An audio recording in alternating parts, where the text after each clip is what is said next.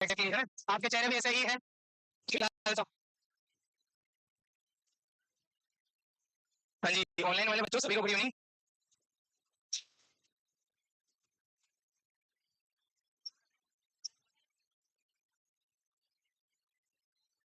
चलिए अब आवाज नहीं, आवाज नहीं, कोई आवाज नहीं करेगा, बी साइलेंस। आवाज नहीं मतलब आवाज नहीं। अरे यहाँ से दिख रहे हैं आप सभी लोग, सेटल हो जाए अपनी अपनी जगह। हाँ, बिल्कुल आवाज नहीं हुई है ना। और जिसको भी ऐसा कुछ प्रॉब्लम है सामने आके डिस्कस करें, इधर आके।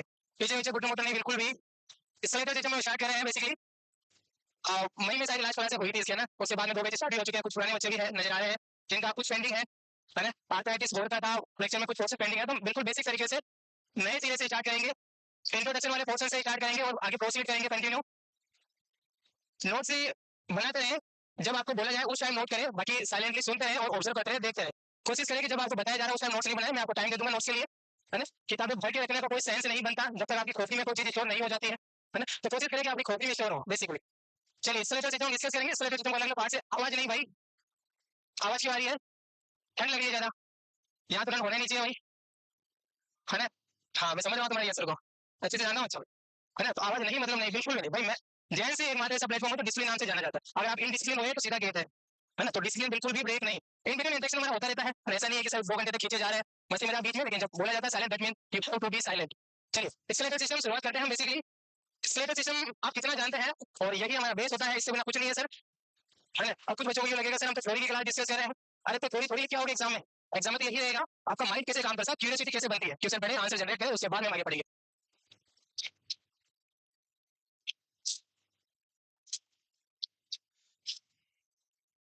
क्या क्वेश्चन स्केलेटल सिस्टम का ही है? Which of the following statement about this human skeletal system are excluded from true criteria. पहले तो ये लैंग्वेज समझना है, ये लैंग्वेज समझना, उसके बाद में इनको जानना, देन इसकी तरफ पहुंचना। तो क्वेश्चन देने का रीजन ये होता है कि आपके माइंड के अंदर एक क्यूरियोसिटी बने, एक तर्क पैदा हो, है ना। हम थ्योरी पढ़ते हैं बहुत शानदार तरीके से पढ़ते हैं, लेकिन थ्योरी को इंप्लीमेंट कैसे करना है, जब तक हम क्वेश्चन को फेस नहीं करते हैं तब तक चीजें आपके माइंड में जनरेट नहीं होती। और ये भी एक स्मार्ट वे है स्टडी करने का, है ना। तो आप भी टॉपिक वाइज घर पे स्टडी करते हैं तो उसमें भी आपको सजेस्ट किया जाता है पहले क्वेश्चन प्रैक्टिस देन थ्योरी की तरफ। तो ये क्वेश्चन हमारे सामने है, पहले क्वेश्चन की लैंग्वेज है कि एक्सक्लूडेड फ्रॉम ट्रू क्राइटेरिया, जो सही है उसमें से अलग कर दिया गया, यानी कि आपको रॉन्ग स्टेटमेंट यहाँ पे फाइंड आउट करना है। क्वेश्चन समझ गए? Now, first statement is it the skeletal system provide the only framework for the body and support its structure। क्या सही बात है? क्या सही बात है? स्केलेटल सिस्टम आपकी बॉडी को फ्रेमवर्क देता है? अरे जो आप बेटे हो अभी वो स्केलेटल सिस्टम की बदौलत ही है। लेकिन ओनली वर्ड जो है वो उसको गलत कर देता है। ओनली फ्रेमवर्क ही नहीं देता है, और भी बहुत सारे काम करता है। तो ये जो ओनली वर्ड है इसकी वजह से ये स्टेटमेंट गलत हो गया। तो फिलहाल ये हमारे सामने स्टेटमेंट सही नहीं है। Second statement is bones are the component of skeletal system. बिल्कुल सही है, बिल्कुल एग्जैक्टली सही स्टेटमेंट है। Third statement is the skeletal system aids in movement by serving a point of attachment for muscle via the ligaments. It is true और not? Not और yes? सही नहीं है, क्यों सही नहीं है? हाँ बिल्कुल, लिखा में लिखा हुआ है मसल से जो बोन कनेक्ट होती है एक स्ट्रक्चर होती है, और what is that? Tendon. Tendon होती है सर, यहाँ तक हम जाएंगे तब ये स्टेटमेंट आप पकड़ पाएंगे, थोड़ा मुश्किल है। तो ये भी स्टेटमेंट हमारा क्या हो गया? गलत। What is the primary function of the skeletal system to produce hormone? It's not primary function, there may be some times but not primary function. ये स्टेटमेंट भी हमारा क्या हो जाता है? गलत। यानी गलत स्टेटमेंट कौन सा है? फर्स्ट है और सेकंड नहीं, इसलिए ये तो आंसर नहीं बनेगा। फर्स्ट थर्ड फोर्थ सीधा लिखा हुआ सी, सी इज राइट आंसर। ठीक है, अभी आपके माइंड में 2 चीजें यहाँ से क्लियर होती है, एक तो एक्सियल स्केलेटल सिस्टम, दूसरा अपेंडिकुलर स्केलेटल सिस्टम, तीसरा लिगामेंट्स के बारे में जानना है, चौथा टेंडन के बारे में। ऐसे क्वेश्चन प्रैक्टिस हम बीच बीच में करते हैं, ये जैसे एक डेमो मात्र है। अभी हम डिटेल से शानदार तरीके से जो आपकी 204 हड्डियां हैं, जो आपके अंदर भी प्रेजेंट है, उनको हम डिटेल से डिस्कस करने वाले हैं। सिस्टमेटिक तरीके से हम जानेंगे, नोट्स लिखते रहे, एक्स्ट्रा चीजें उनको एड ऑन करते हैं। और आपके पास आई थिंक जो बुकलेट है उसमें पुराने वाले नोट्स है जो अभी अपडेटेड है, शायद अभी तक रिसीव नहीं हुए हैं, तो इसमें काफी कुछ आपको नया मिलने वाला है। एड ऑन करते हैं, और कुछ भी डाउट हो स्टडी से रिलेटेड है, कुछ भी डाउट हो just raise your hand and ask the doubt simply. Two way class होना चाहिए, ऐसा नहीं होना सर आप बस बता रहे हो हम नींद में लिखते हैं 7:30 होने का वेट कर रहे हैं, सर बिल्कुल नहीं चलेगा। डाउट है खड़े हो क्वेश्चन पूछे, आता है क्लियर किया जाएगा, नहीं आता अगले दिन वापस समझ के पढ़ के आपको बताया जाएगा, लेकिन डाउट क्लियर होना मस्ट है। नो सी राइट आंसर हो जाता है। आगे बढ़ते हैं हम मेनली हमारे स्केलेटल सिस्टम की तरफ, जो मस्कुलर स्केलेटल सिस्टम, इसको हम कंबाइनली बोलते हैं स्केलेटल सिस्टम। अगर सिंपली बोले तो there is only combination of the bone. Skeletal means क्या है? Only bone. लेकिन जब मस्कुलर स्केलेटल आ जाता है तो muscles with the bone, muscles and bone का जो ढांचा बनता है आपकी बॉडी के अंदर, और यही एकमात्र ऐसा ढांचा जो आपकी बॉडी को स्ट्रेट वाइज पोस्चर दे पाता है, अपराइट पोस्चर दे पाता है, सिटिंग पोस्चर दे पाता है, आपकी बॉडी के ऑर्गन्स को प्रोटेक्ट करता है, वाइटल ऑर्गन को प्रोटेक्ट करता है, आपकी बॉडी के अंदर सपोर्ट प्रोवाइड करता है, हार्मोन बैलेंस करता है, कैल्सिफिकेशन में रोल प्ले करता है, मिनरल्स को स्टोर कर, बहुत सारे फंक्शन है, उनको वन बाय वन जानते हैं। वर्ड का मीन्स क्या है? मसलो word for the muscles, skeletal word for the skeletal, and skeletal मतलब होता है आपका हार्डनेस और ढांचा, और ढांचा किसका बनता है? बेसिकली बोन्स का। कौन कौन से पार्ट होते हैं इसमें? तो टुगेदर विद हम किसी को यहाँ पे डिस्कस करने वाले हैं। फर्स्ट हमारे सामने देखिए bone. The word bone is a general English medical science की टर्मिनोलॉजी, लेकिन जो ग्रीक वर्ड बनता है दैट इज द ओस्टियन। ओस्टियन जो वर्ड है वो इंडिकेट करता है आपकी बोन को। आगे अभी हम डिस्कस करेंगे ओस्टियोलॉजी। ओशियोलॉजी। यहाँ पे इस ओशियो को मींस क्या है? Bone. Logy means what is study. ये तो सर हम बच्चे आ रहे हैं ना कितने टाइम से, कॉलेज टाइम से ये तो अच्छे से जानते आ रहे हैं। तो बेसिकली क्या है बोन का? That is osteo. Then next one is muscles, that is myo. Myo जो है रूट वर्ड है, and muscle is general your language word, general English language का वर्ड है। देन और किसका ग्रुप होता है? तो आपके लिगामेंट्स का, देन आपके टेंडन का, देन आपके कार्टिलेज का, एंड जॉइंट्स। ये सबसे मिलकर इंटीग्रेटेड सिस्टम। इंटीग्रेटेड मींस क्या? जुड़ के। इस सबसे जुड़ के आपकी बॉडी में एक सिस्टम बनता है, that system is known as the musculoskeletal system. क्या बोलेंगे सिंपली? Musculoskeletal system. यहां से भी क्वेश्चन बन जाए सिंपली कि मस्कुलोस्केलेटल सिस्टम में कौन कौन सी स्ट्रक्चर्स आती है? Option A bone, option B muscles, option C ligament, option D cartilage. तो ये सारी ही कंसीडर की जाती है। बाकी डिपेंड करता है क्वेश्चन की लैंग्वेज कैसी रहती है। सबसे जो बड़ी थिंग्स होती है एग्जाम में और नॉट सेट के एग्जाम की अगर हम बात करें तो लैंग्वेज बेसिस पेपर होता है। आपने पढ़ रखा है, कॉलेज टाइम बहुत शानदार तरीके से आपने एकेडमिक सेशन में ये चीजें डिस्कस की थी, पढ़ी थी, लेकिन एग्जाम में जो क्वेश्चन बनता है वो उन चीजों से बनता है, बट चेंजेस क्या होता है? That is language.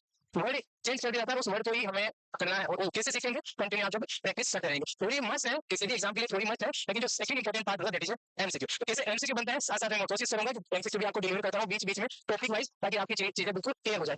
कितना क्लियर है? इसमें तो कुछ डाउट नहीं होगा। ओस्टियोलॉजी प्रॉब्लम आती है, सीधा सा पूछ लिया जाता है समटाइम, तो what do you mean by the osteology? तो simply the word osteology is describe as a branch that deal with the bones study. Bones study की जो ब्रांच होती है उसे हम क्या बोलते हैं? Simply osteology. क्या चल रहा है पीछे? क्या चल रहा है? क्या चल रहा है पीछे? बिल्कुल भी भाई सिंपल बता रहा हूँ ना, बिल्कुल भी डिस्टर्बेंस नहीं होना चाहिए। 1 मिनट लगेगा यहाँ से बाहर भेजने में, है ना? कुछ काम की चीज है, नो डाउट आप कर सकते हैं, आप मेरे से भी हेल्प ले सकते हैं, कुछ भी हेल्प चाहिए तो, लेकिन इंटरेक्शन अगर आपका डिस्टर्ब होता है तो सच बता रहा हूँ। हाँ, समझ गया आप। ओशियोलॉजी नाउ मायोलॉजी। मायोलॉजी नहीं पता, माइकोलॉजी एक और आता है ऐसा वर्ड, माइकोलॉजी से सारा बड़े कंफ्यूज हो जाते हैं। इसका क्या मतलब होता है? माइकोलॉजी मींस क्या? Study of fungus. फंगस की स्टडी को mycology, it's myology. Myology means study of muscles. हम मसलर सिस्टम को भी डिस्कस करेंगे, शानदार तरीके से जानेंगे कौन कौन सी मसल्स होती है, कितनी मसल्स होती है, क्या नेम्स होते हैं, मैंने कैसे क्वेश्चन पूछे गए हैं। खास बात कि पहले एग्जाम में यहाँ से क्वेश्चन कैसे बने हैं, आने वाले टाइम में कैसे क्वेश्चन बन सकते हैं, और सभी को हम और डिस्कस करेंगे। Then arthrology. Arthrology is the study about the joints. Arthro means क्या है आपका? जॉइंट। जैसे हम आगे जानेंगे आर्थराइटिस, तो आइटिस मींस व्हाट? इन्फ्लेमेशन। अच्छा, इन्फ्लेमेशन से क्वेश्चन, इन्फ्लेमेशन आपका इन्फेक्शियस होता है या फिर आपका आई मीन पैथोलॉजिकल होता है या फिर फिजियोलॉजिकल? इन्फ्लेमेशन क्वेश्चन है, इन्फ्लेमेशन इज पैथोलॉजिकल कंडीशन और फिजियोलॉजिकल कंडीशन? इन्फ्लेमेशन कैसे रहता है? पैथोलॉजिकल या फिजियोलॉजिकल? तो दोनों ही होता है ना? दोनों ही रहता है। Inflammation is the pathological as well as the physiological condition. आप किसी बैक्टीरिया, किसी वायरस, किसी फंगस, कोई भी माइक्रो ऑर्गेनिज्म है या फिर कोई भी सब्सटेंस है जो आपकी बॉडी में जाके फॉरेन पार्टिकल के रूप में इंसर्ट हो रहा है और आपकी बॉडी उसका रेस्पॉन्ड नहीं कर रही है, इसका मतलब यह है कि आपकी बॉडी में जो इम्यून सिस्टम है वो ठीक से काम नहीं कर रहा है। सिंपली जब आपको कॉमन कोल्ड हो रहा है, आपको बुखार आया है ना, बैक्टीरिया अंदर चला गया, आपको बुखार ही नहीं आया, तो आपको खुश होने की जरूरत नहीं है, वहां पे सोचने की जरूरत है कि बुखार आना चाहिए था, क्यों नहीं आया। इन्फ्लेमेशन आपका इनिशियल स्टेज फिजियोलॉजिकल रेस्पॉन्ड होता है ना? जैसे कि अभी यहाँ पे कुछ डस्ट है, डस्ट आपके नोज स्क्रीन के थ्रू रेस्पॉन्ड के ट्रैक में जाती है, तो आपको इमीडिएटली स्नीजिंग होगा वहां पे, कफिंग होगा, तो वो क्या आपका डिजीज कंडीशन और पैथोलॉजी थोड़ी है, दैट इज फिजियोलॉजी। उसी तरह आपकी बॉडी में कोई भी फॉरेन पार्टिकल इंसर्ट होता है और उससे अगेंस्ट में आपकी बॉडी की जो सेल्स होती है वो रेस्पॉन्ड करती है, और वह सेल कौन सी होती है? बिल्कुल बेसिक तरीके से, हाँ कौन सी? डब्ल्यूबीसी। ऑब्वियसली डब्ल्यूबीसी, डब्ल्यूबीसी करती है। अब वो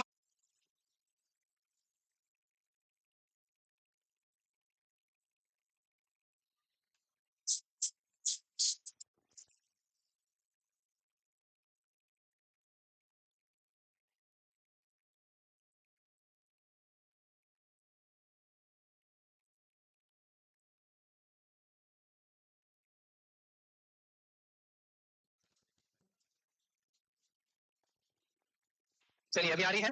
टेक्नोलॉजी है भाई, जितने फायदे होते हैं नुकसान भी है, दोनों चीजें हैं, डिपेंड करता है आप कैसे यूज करते हैं। आपके पास भी है टेक्नोलॉजी, हाँ, उसके बिना तो हम उठते ही नहीं है, उससे बिना हम सोते ही नहीं है, कुछ कुछ उससे बिना खाने नहीं खाते हैं, नहीं खाते ना। चलिए, तो हम डिस्कस करें इन्फ्लेमेशन के बारे में। इन्फ्लेमेशन आपका यूजुअली क्या होता है? पैथोलॉजिकल कंडीशन ही होती है जब आपकी बॉडी की इम्यून सिस्टम आपके किसी भी फॉरेन पार्टिकल के अगेंस्ट में काम करता है, तो यूजुअली वो फिजियोलॉजिकल होती है। लेकिन जब वो फाइट नहीं कर पाती, जब वो फाइट नहीं कर पाती है, तो जो बाहर का फॉरेन पार्टिकल है वो आपकी बॉडी में हेवी हो जाता है, आपका इम्यून सिस्टम उसको नहीं संभाल पाता, उस कंडीशन में वो फिर पैथोलॉजिकल बन जाती है। तो ये भी आपको याद रखना, आर्थ्रोलॉजी। और यहाँ पे क्या है? जॉइंट की studies known as arthrology. Clear है बेसिक टेक्नोलॉजी? आगे बढ़े। नेक्स्ट हमारे सामने है, जब हमारी जर्म्स लेयर हम डिस्कस करते हैं इनिशियल स्टेज में, जब एम्ब्रियोजेनिक फेज चलती है, एम्ब्रियोजेनिक फेज चलती है, उसमें ऑर्गेनोजेनेसिस की प्रोसेस चलती है, हम डिस्कस करते हैं इन सब चीजों को जब आप पीडियाट्रिक नर्सिंग पढ़ते हैं। तो वहां पे जब एम्ब्रियोलॉजी पढ़ते हैं, एम्ब्रियोलॉजी में जब ऑर्गेनोजेनेसिस की प्रोसेस चलती है, तो वहां पे 3 जर्म लेयर होती है। 3 में से जो मेसोडर्म होती है, जो मेसोडर्म होती है वो मेनली रिस्पांसिबल होती है आपकी किसको बनाने के लिए? Musculoskeletal system. याद रखना है 3 लेयर में से पहले कौन सी होती है? Ectoderm, middle most mesoderm and endoderm. 3 germs layer होती है, उसमें से कौन सी रिस्पांसिबल होती है? That is the mesoderm. ये एग्जाम के क्वेश्चन है ना? कि स्केलेटल सिस्टम और सिंपली बोल जाएगा बोन, सिंपली बोल जाएगा muscles, is it derived from और कैसे मेड अप, तो किससे बनी होती है?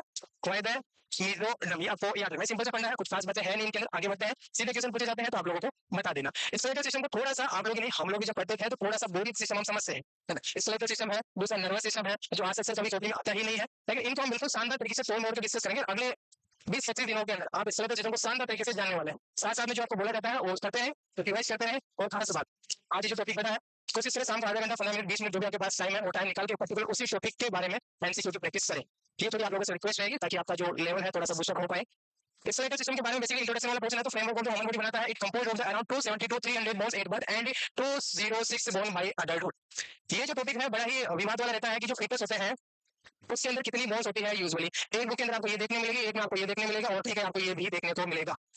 और मैं हमेशा से जब भी ये चीज कवर करता हूँ आपके सामने बोलता हूँ कि जो बेसिक मैथ की टेक्नोलॉजी होती है या कोई भी आंकड़े वाले होते हैं आपकी मेडिकल साइंस के अंदर उनमें वेरिएशन होता है, उनमें वेरिएशन रहता है। और उन वेरिएशन में से एक एग्जांपल ये भी है। तो कोई बुक आपको बोलेगी कि जो फीटस होता है जब तक बोन कंप्लीटली फ्यूज नहीं होती है वो 470 से मिलकर बना होता है, 300 से मिलकर बना। तो कुछ बोलेगी कुछ आपको बोलेगी 350 से मिलकर बना है ना। एग्जाम में इसका क्वेश्चन आता है, एग्जाम में इसका क्वेश्चन आता है तो रेंज आपको बेसिकली ये याद रखना है। अगर रेंज वाइज क्वेश्चन पूछा है तो एक और दे दिया सर 270 भी है, 300 भी है, 350 भी है, 400 भी है, क्या करेंगे? किस्मत भाई आप लोगों की, है ना, किस्मत। सच बात है बच्चों, ये बिल्कुल फैक्ट है ना। एग्जाम में ऐसे में से किससे एग्जैक्टली राइट आंसर बनता है डिपेंड करता है। इसलिए जब भी करते हैं ऑथेंटिक बुक को रेफर करें। ऑथेंटिक बुक के अंदर सिंपली आपका 270 को माना गया है ना, सिंपली आपका 270 बुक्स सॉरी बोन्स को माना गया। बातें नहीं आगे बढ़ के बातें कर रहा हूँ। तो 270 आपको याद रखना, बाकी 270 तो 350 तक भी है। आपके माइंड में ये तर्क नहीं है। अभी जो स्टूडेंट लाइफ होती है थोड़ी चीजें रहती है, जैसे हमें तो ये पता है, ये बता रहे हैं आप, आपके नोट्स में ये है, आपकी बुकलेट में ये है, ये डाउट होता है आपकी जगह हम थे तो हम यही करते थे, है ना। स्टूडेंट लाइफ में ये चीजें कॉमन होती है, होना जरूरी भी है। जब भी होता है समझ क्यूरियस है, आप पढ़ने के लिए अग्रसित है, नहीं हो रहा है इसका मतलब आपको धक्का मार के पढ़ाया जा रहा है। तो तर्क आ रहे हैं, समझ सही है, लेकिन लॉजिकल तर्क हो, समझ गए चीज को। अडल्ट के अंदर 206 बोन देती है, ये तो गांठ बांध के फिक्स है। एक एक बोन का नाम हम जानने वाले हैं, 206 एक एक बोन का बाई नेम हम यहाँ पे डिस्कस करने वाले 206 की 206। लेकिन इसमें से 205 भी नहीं है और 207 भी नहीं है, 206 ही आपकी नॉर्मल नॉर्मल एनाटॉमिकल स्ट्रक्चर के अंदर कंसीडर की जाती है। ज्यादा हो जाती है तो उसके अंदर फिर अबनॉर्मलिटी मानी जाती है। 206 तो ये जो बोन्स है वो कहाँ गई 270 के अंदर, हाँ तो वो क्या हो जाती है, फ्यूज हो जाती है, जुड़ जाती है। या तो याद रखना बेसिकली तो अडल्ट के अंदर कितनी मानी जाती है 206 कौन कौन सी होती है भाई में वन बाय वन डिस्कस करने वाले हैं। पहले थोड़ा इंट्रोडक्शन का पोर्शन हमारा कंप्लीट हो जाए। Skeletal make up about 14 to 18% of the total body weight. आपके बॉडी वेट का 14 से 18% लगभग 15%, मोटी मोटी बात करें तो around 15% of your body weight is composed of the skeletal system. और स्केलेटल सिस्टम में मेनली किसका, तो दोनों ही है यहाँ पे, है ना, वो आपको याद रखना। तो 14 to 18%, जैसे कि आपका वेट 100 kg है, यहाँ पे है कोई 100 kg वाला है कोई? अब सब उसकी तरफ देख रहे हैं जो थोड़ा ज्यादा ओबेस है, इतना तो कोई है नहीं सर, अभी तो कोई होगा नहीं। नौकरी लगने के बाद जरूर हो जाते हैं, वेट बढ़ता है, इतना बढ़ता है, इतना बढ़ता है, कितना बढ़ता है सर कंट्रोल ही नहीं होता है ना, क्योंकि हजार आने लग जाते हैं अभी तो, है ना। सर कब मिलेंगे वो, कब होगा वो सपना आता है, तब लाखों आएंगे सर हमारे अकाउंट में। हकीकत है बच्चों, ये लाखों ही आते हैं। हालांकि सरकार वापस ले लेती है तो एक हो जाते हैं, तो वो 1000 के अंदर हो जाते हैं, है ना। लेकिन जो आपकी ग्रोस इनकम बनती है ना, इनसी बात कर रहा हूँ, ग्रोस इनकम बनेगी जब आप सेलेक्ट हो जाएंगे तो आपकी लाखों में ही बनेगी। वो थोड़ा सा कट हो जाता है तो आपका 70-80 के आसपास आपके खाते में आता है, वो भी बहुत होता है भाई। इतना हजार किसे बोलते हैं सर, हमने एक साथ देखे भी नहीं अभी, देखे हैं देखे हैं नो डाउट, लेकिन आपकी कमाई के नहीं देखे, आपकी कमाई खाने में फादर मदर के देखे होंगे, पेरेंट्स से देखे होंगे। तो 100 kg में यहाँ पे कितना निकलेगा सर बॉडी वेट, देखिए सर 14 to 18 kg परसेंटेज निकालना सीखिए। मेरा थोड़ा मैथमेटिक माइंड है, मैं थोड़ा मेरे को चीज को कवर करके चलता हूँ। यहाँ पे अगर इसका वेट हम निकालते हैं, जैसे 100 किलो का है, इसके अंदर आपका स्केलेटल सिस्टम बना हुआ है, कितना होगा वेट, तो सिंपली कितना आएगा, तो सिंपली परसेंटेज निकालने का जो फॉर्मूला होता है वो आपका कितना रहता है, percentage equal to number divided by the whole number जिनका हमें परसेंटेज निकालना है एंड मल्टीप्लाई विद, क्योंकि हम परसेंटेज निकाल रहे हैं, मल्टीप्लाई विद 100। ये हमारे सामने क्या बन जाता है बेसिक सा परसेंटेज का फॉर्मूला। यहाँ पे हमें परसेंटेज फाउंड करना है और नंबर कितना दिया है यहाँ पे, तो नंबर हमें नहीं पता है, या डायरेक्ट परसेंटेज दे रखा है। एक तो ये है कि नंबर से परसेंटेज निकालना, दूसरा है परसेंटेज से नंबर निकालना, दोनों अलग अलग चीजें हैं। यहाँ पे आपके सामने परसेंटेज दे रखा है तो सिंपली परसेंटेज को आप इस तरह लिख लेंगे, है ना। यहाँ पे तो जैसे हम 14% एक वर्ड ले लेते हैं कि आपका परसेंटेज हो गया, नंबर हमें नहीं पता है कि ये 100 kg का कितना हिस्सा होगा, और ये आपके सामने 100 हो जाता है, क्लियर है। अब ये सिंपली आपका इधर आएगा तो ये कितना हो जाएगा 1400, फिर आपका ये परसेंटेज वाला रहेगा, आई मीन नंबर वाला, परसेंटेज ये नंबर वाला रहेगा और मल्टीप्लाई विद 100। इससे जब आप सोल्व करते हैं तो कितना निकल के आ जाता है 14 kg, सिंपल सोल्व होगा। हाँ मैथ को भी सीखेंगे, मेरे को पता है कि थोड़ी मैथ आते ही आपकी मौज जो है थोड़े से देखने लायक हो जाते हैं, है ना। तो ये भी कॉमन है, इससे भी मैं अच्छे से समझ सकता हूँ, लेकिन सीख करेंगे, है ना, सीखना नहीं छोड़ेंगे। तो बेसिकली 14 से 18% of the total body weight है जो आपका कौन सा रेट बनाता है, स्केलेटल सिस्टम बनाता है। थर्मल स्केलेटल ब्रेन रोलिंग किस चीज में रोल प्ले करता है, क्या फंक्शन, फंक्शन पूछा जाए, what is the function of the skeletal system, support करता है, मूवमेंट प्रोवाइड करता है, प्रोटेक्शन देता है, हीमोपोइसिस करता है, स्टोरेज के अंदर हेल्प करता है। ये आपके मेन क्या बन जाते हैं इसके फंक्शन, किस तरीके से सपोर्ट करता है बॉडी को मेंटेन करने से। अभी मैं खड़ा हूँ, नॉर्मली जो भी जिसके अंदर लाइफ नहीं है वो दो पे खड़ी नहीं हो सकती, उनको तीसरे पेड़ की सपोर्ट की जरूरत है, लेकिन मैं दो पे खड़ा हूँ। तो ये जो ढांचा है, ये जो ढांचा मेंटेन करता है वो किसके द्वारा, हालांकि मेन रोल जो होता है वो नोडल नर्वस सिस्टम का होता है, उसकी वजह से आपका बैलेंस और कोऑर्डिनेशन बना होता है। लेकिन आपकी बॉडी का जो सेल है, आपकी बॉडी का जो मेन स्ट्रक्चर है वो कौन बनाता है, तो स्केलेटल सिस्टम सपोर्ट करने में, मूवमेंट करने में, मूवमेंट कर रहा हूँ मैं इस तरीके से एक्सप्रेशन कर रहा हूँ, मैं माइथर को यूज कर रहा हूँ, है ना, मैं आगे पीछे मूवमेंट कर रहा हूँ, तो इसमें हेल्प कौन कर रहा है, स्केलेटल सिस्टम में। देन उसके बाद प्रोटेक्शन, वाइटल ऑर्गन को प्रोटेक्ट करता है, कैसे, जैसे रिब केज है, यहाँ पे आपके क्या लंग्स प्रेजेंट है, आपका हार्ट प्रेजेंट है ना, तो डायरेक्टली वो बाहर एनवायरमेंट के एक्सपोजर नहीं है। आपकी खोपड़ी है, आपका जो क्रेनियम है, आपका जो ब्रेन है वो किसके अंदर लोकेटेड है, आपकी स्किल के अंदर।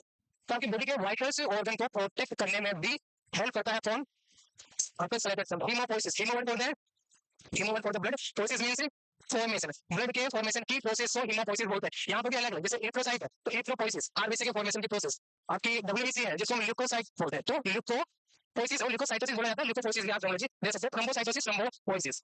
और कंबाइनिंग तीनों के फॉर्मेशन को हम क्या बोलते हैं, that is haemopoiesis, process of the formation और buildup of the blood cells, mainly blood cell. और बनती कहां से है, आपके स्टेम सेल से। और कहां पे रहती है, बोन मेरो। बोन मेरो में भी कौन से बोन मेरो में, red bone marrow. Red bone marrow bone के किस पोर्शन में रहता है, साथ में रहता है या पेरीफेरी में, साथ में रहता है बोन, रेड बोन मेरो साथ में रहता है या पेरीफेरी में रहता है, लॉन्ग बोन के मेनली बात करें तो साथ में रहता है।